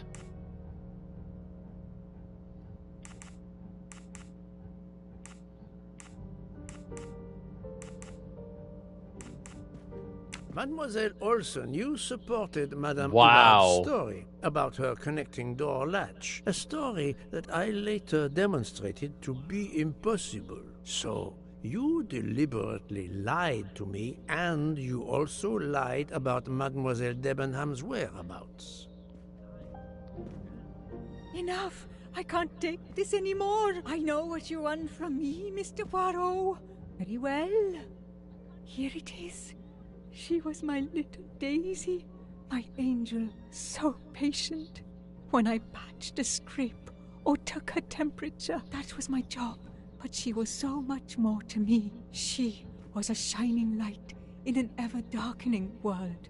I've tried to honor her by caring for children who have lost everything. Thank you, Mademoiselle Olson. You too shed light on your part in this mystery.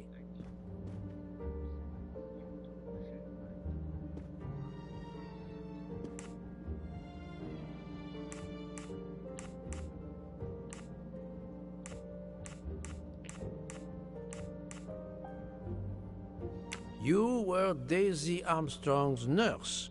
I will ask you no more questions. It is enough that you have admitted what I know to be the truth, and I understand. Let's move on. Dr. Constantine. You suspect me? I know none of these people. I didn't know Ratchet either, and I've taken a solemn oath to help people, not murder them.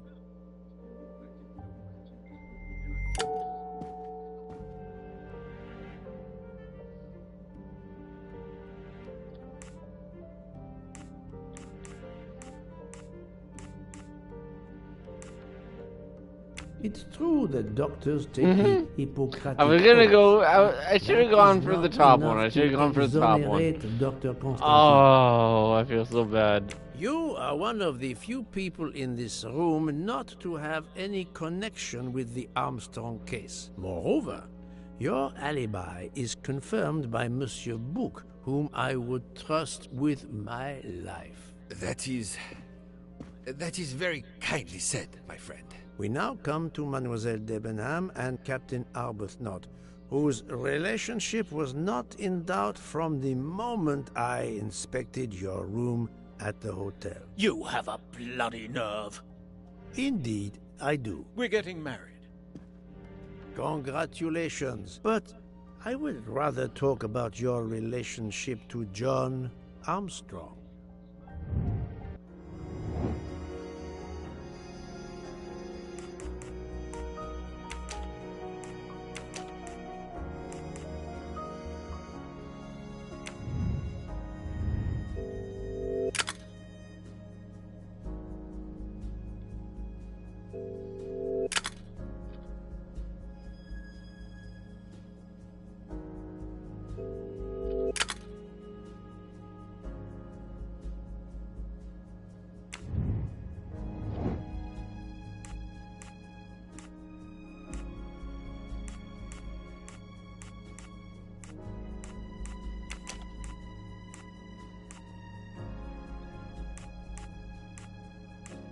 The lover?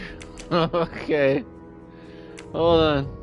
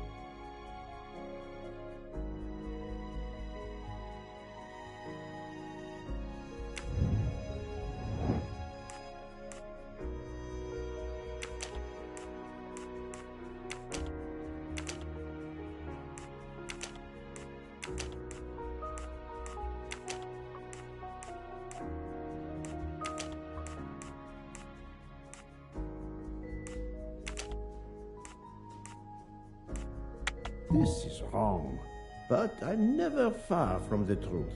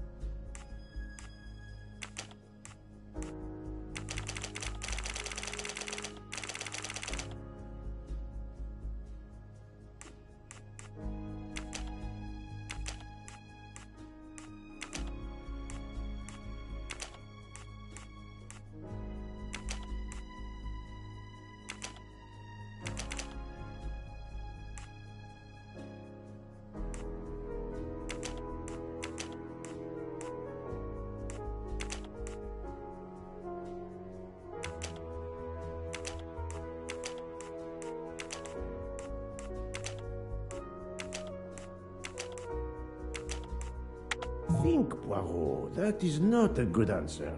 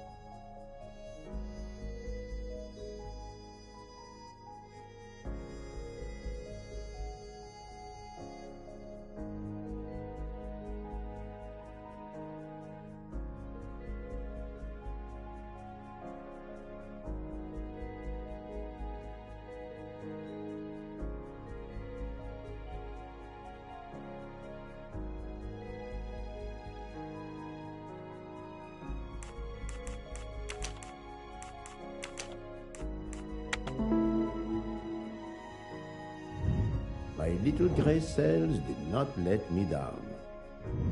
Captain Arbuthnot, you served in the army with John Armstrong. What I don't understand is why a man your age is still a captain. One might expect you to be a colonel as well. Ever fought in a war, Poirot? It was war that first brought me to England. Then you know what it's like.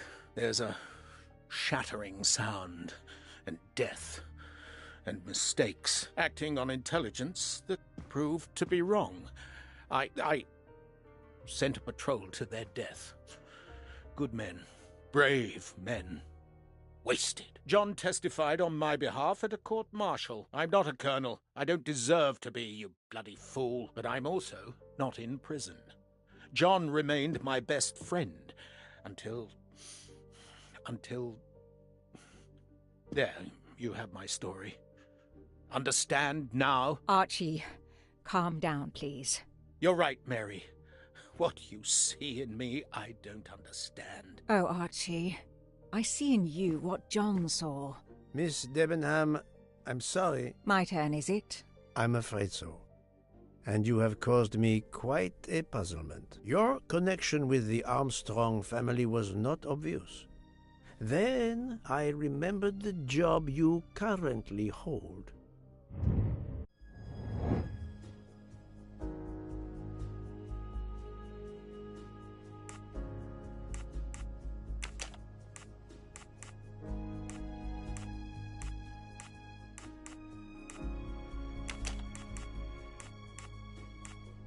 I do not think that's the right answer.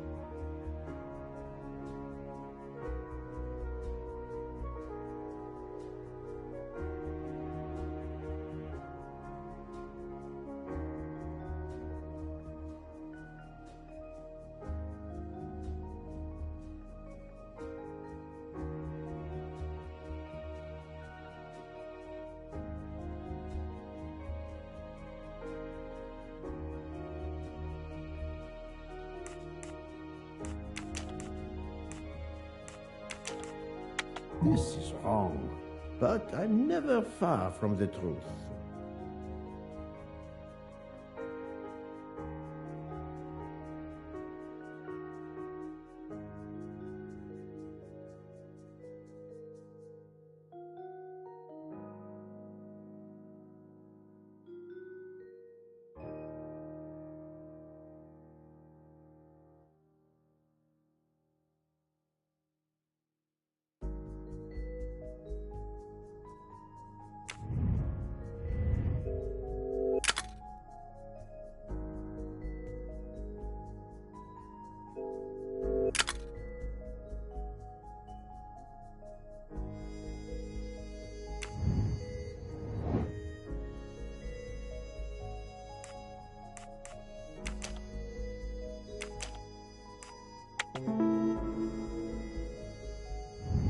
That's the right answer.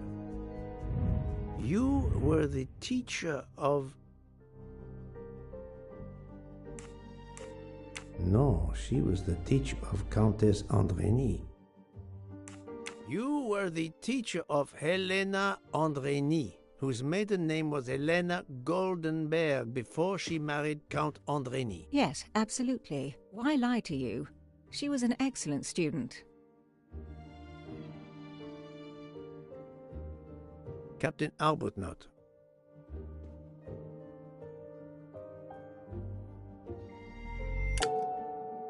No, Poirot. Unlike the train, you are on the wrong track.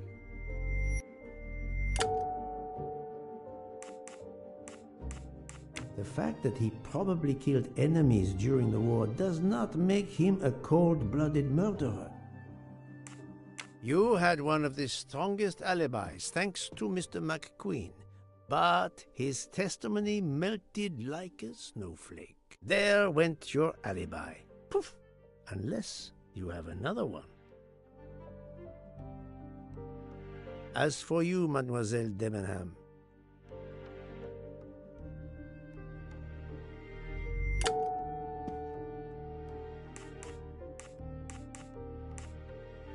Mademoiselle Olsen was the only one who could confirm your alibi. I think you know where you stand. Very good, Mr. Poirot.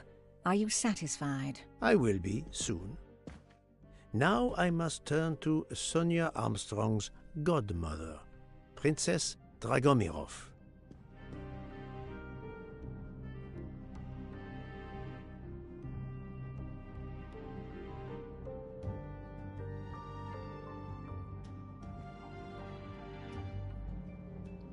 So I don't want to give any spoilers, but the entire train murdered him.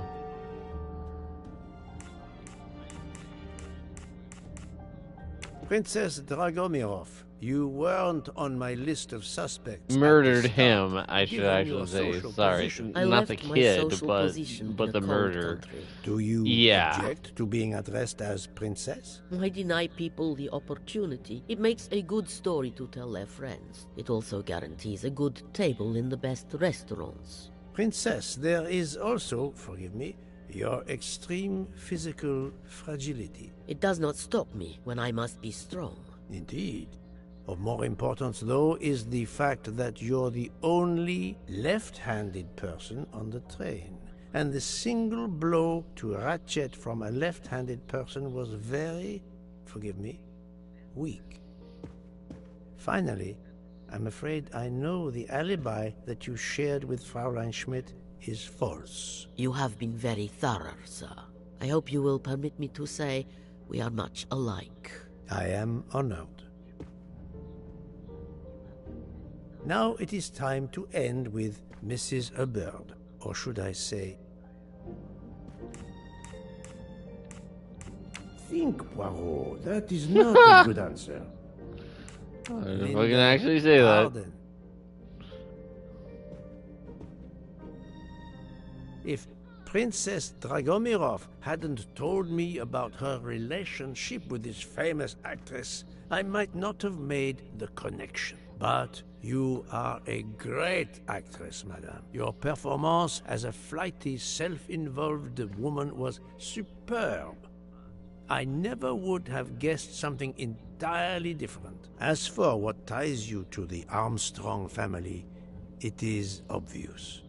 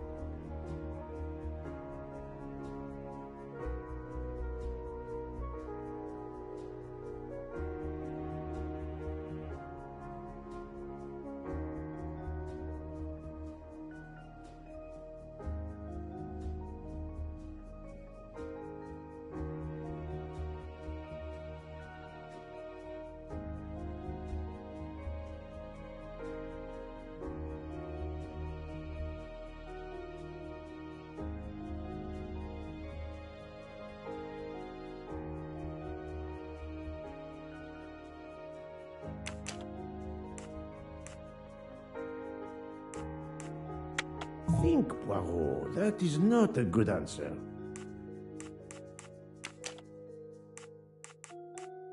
I must admit I'm not right this time.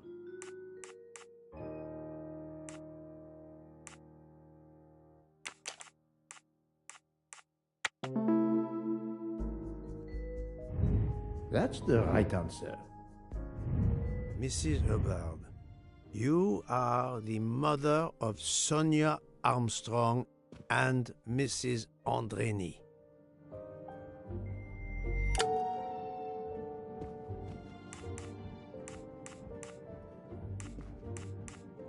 Madame Hubbard, you really are a remarkable actress. You put so much effort into your character and into staging the murder. I saw it as a perfect mosaic, each person playing his or her I can't believe part. I just so remembered carefully that. arranged that if suspicion should fall on any one person, the evidence of one or more of the others would clear the accused person and confuse the issue. Everything was meticulously planned.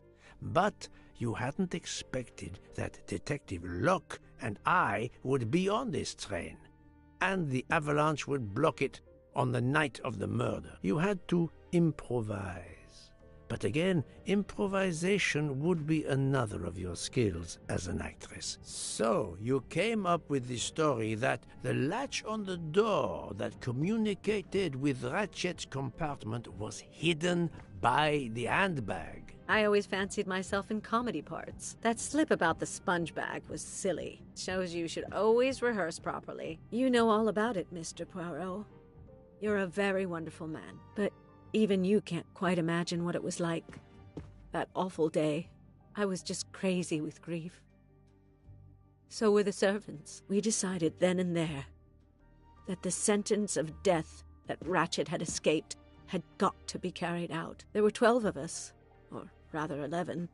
Suzanne's father was over in France, of course. First we thought we'd draw lots as to who should do it, but in the end we decided on this way. It was the driver, Antonio, who suggested it. Mary worked out all the details later with Hector McQueen. It took a long time to perfect our plan. We first had to track Ratchet down. Hardman managed that in the end. Then we had to try and get Edward and Hector into his employment. Well, we managed that. Then we had a consultation with Suzanne's father. Captain Arbuthnot was very keen on having 12 of us. He seemed to think it made it more orderly. He didn't like the stabbing idea much, but he agreed that it did solve most of our difficulties. Well, Suzanne's father was willing.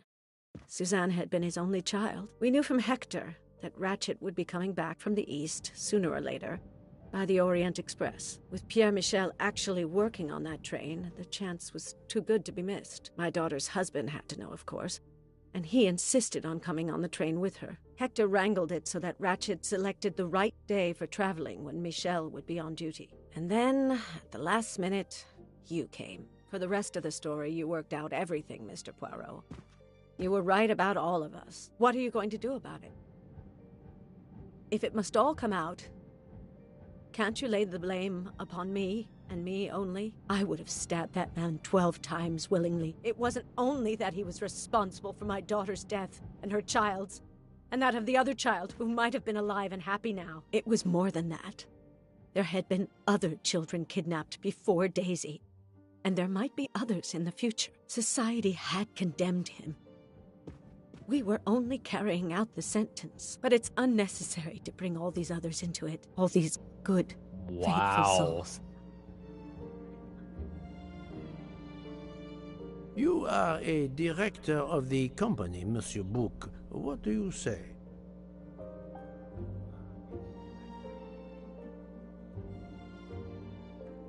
In my opinion, Poirot, the first theory you put forward was the correct one. Decidedly so. I suggest that that is the solution we offer to the police. You agree, Doctor? Certainly, I agree. As regards the medical evidence, I think that I made one or two fantastic suggestions. Wow. Then, having placed my solution before you, I have the honor to retire from the case.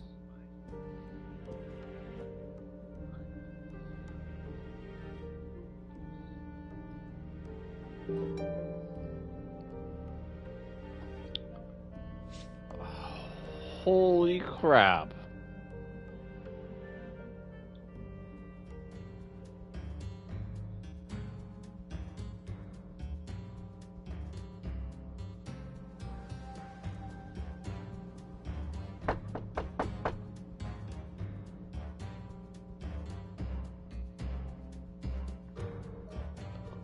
What the hell?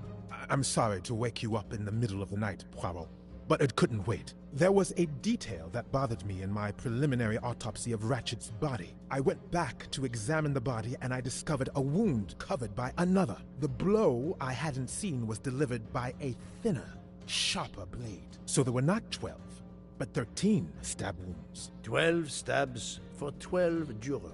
It doesn't work with 13 wounds. The symmetry is destroyed. It can't be one of the culprits who stabbed him twice? Doctor, a different knife was used. There is only one explanation.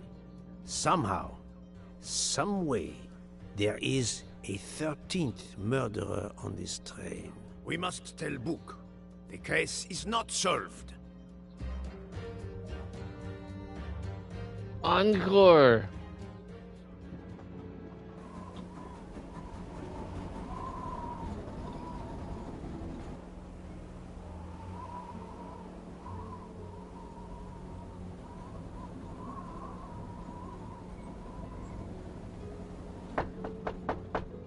Please, come in. Ah, Bouc. I see we are moving at last. Yes. The way was finally cleared while we slept. If all goes well, we will arrive in Venice this evening. The train will be there for several hours for refueling and reprovisioning. What do we do with the 13th murderer? Do you have a lead? I thought about it. There is one clue that was left aside in my investigation. The diary I found in Ratchet's safe mentioned an appointment in Venice. Someone with the initials A.W. He will never keep the appointment. But there should be enough time. I must try to keep that appointment for him.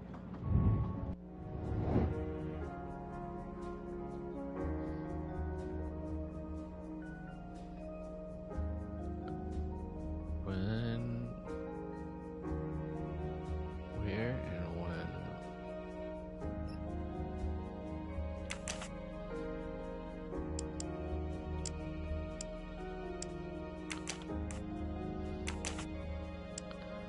I don't fucking know. Fucking.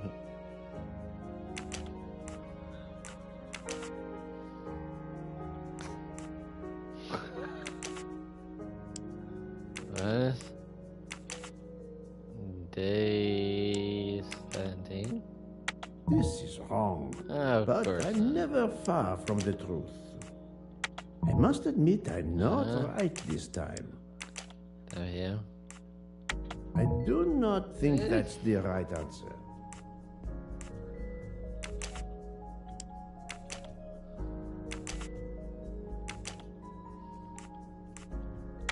Think, Poirot. That is not a good answer.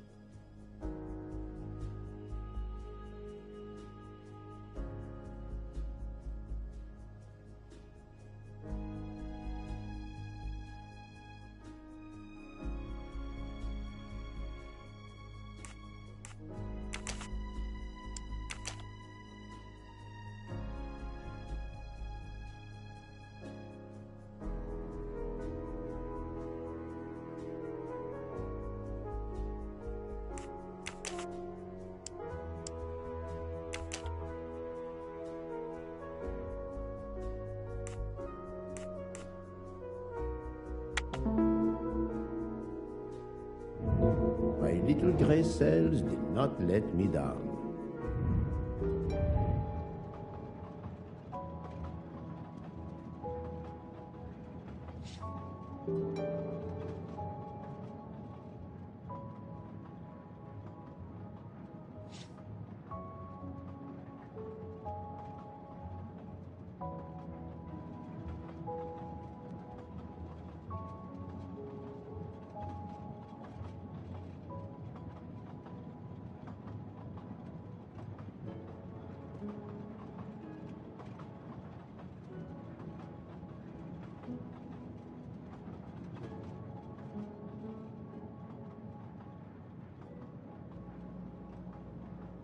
Anyways, we leave off with this. We have a little bit of cum splattering on the mustache as he turns. Anyways, YouTube, that's amazing how it's been. Never even thought about this.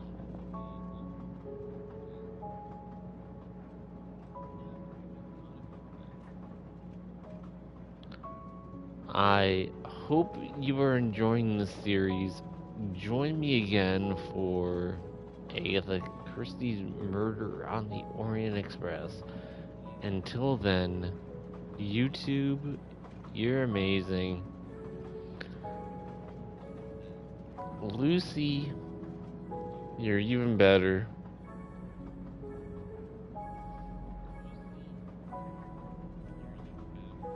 Thank you for continuing to watch this with me. Yeah, you. Anyways, Lucy, you're fabulous, you're wonderful, and good night, YouTube. Peace out.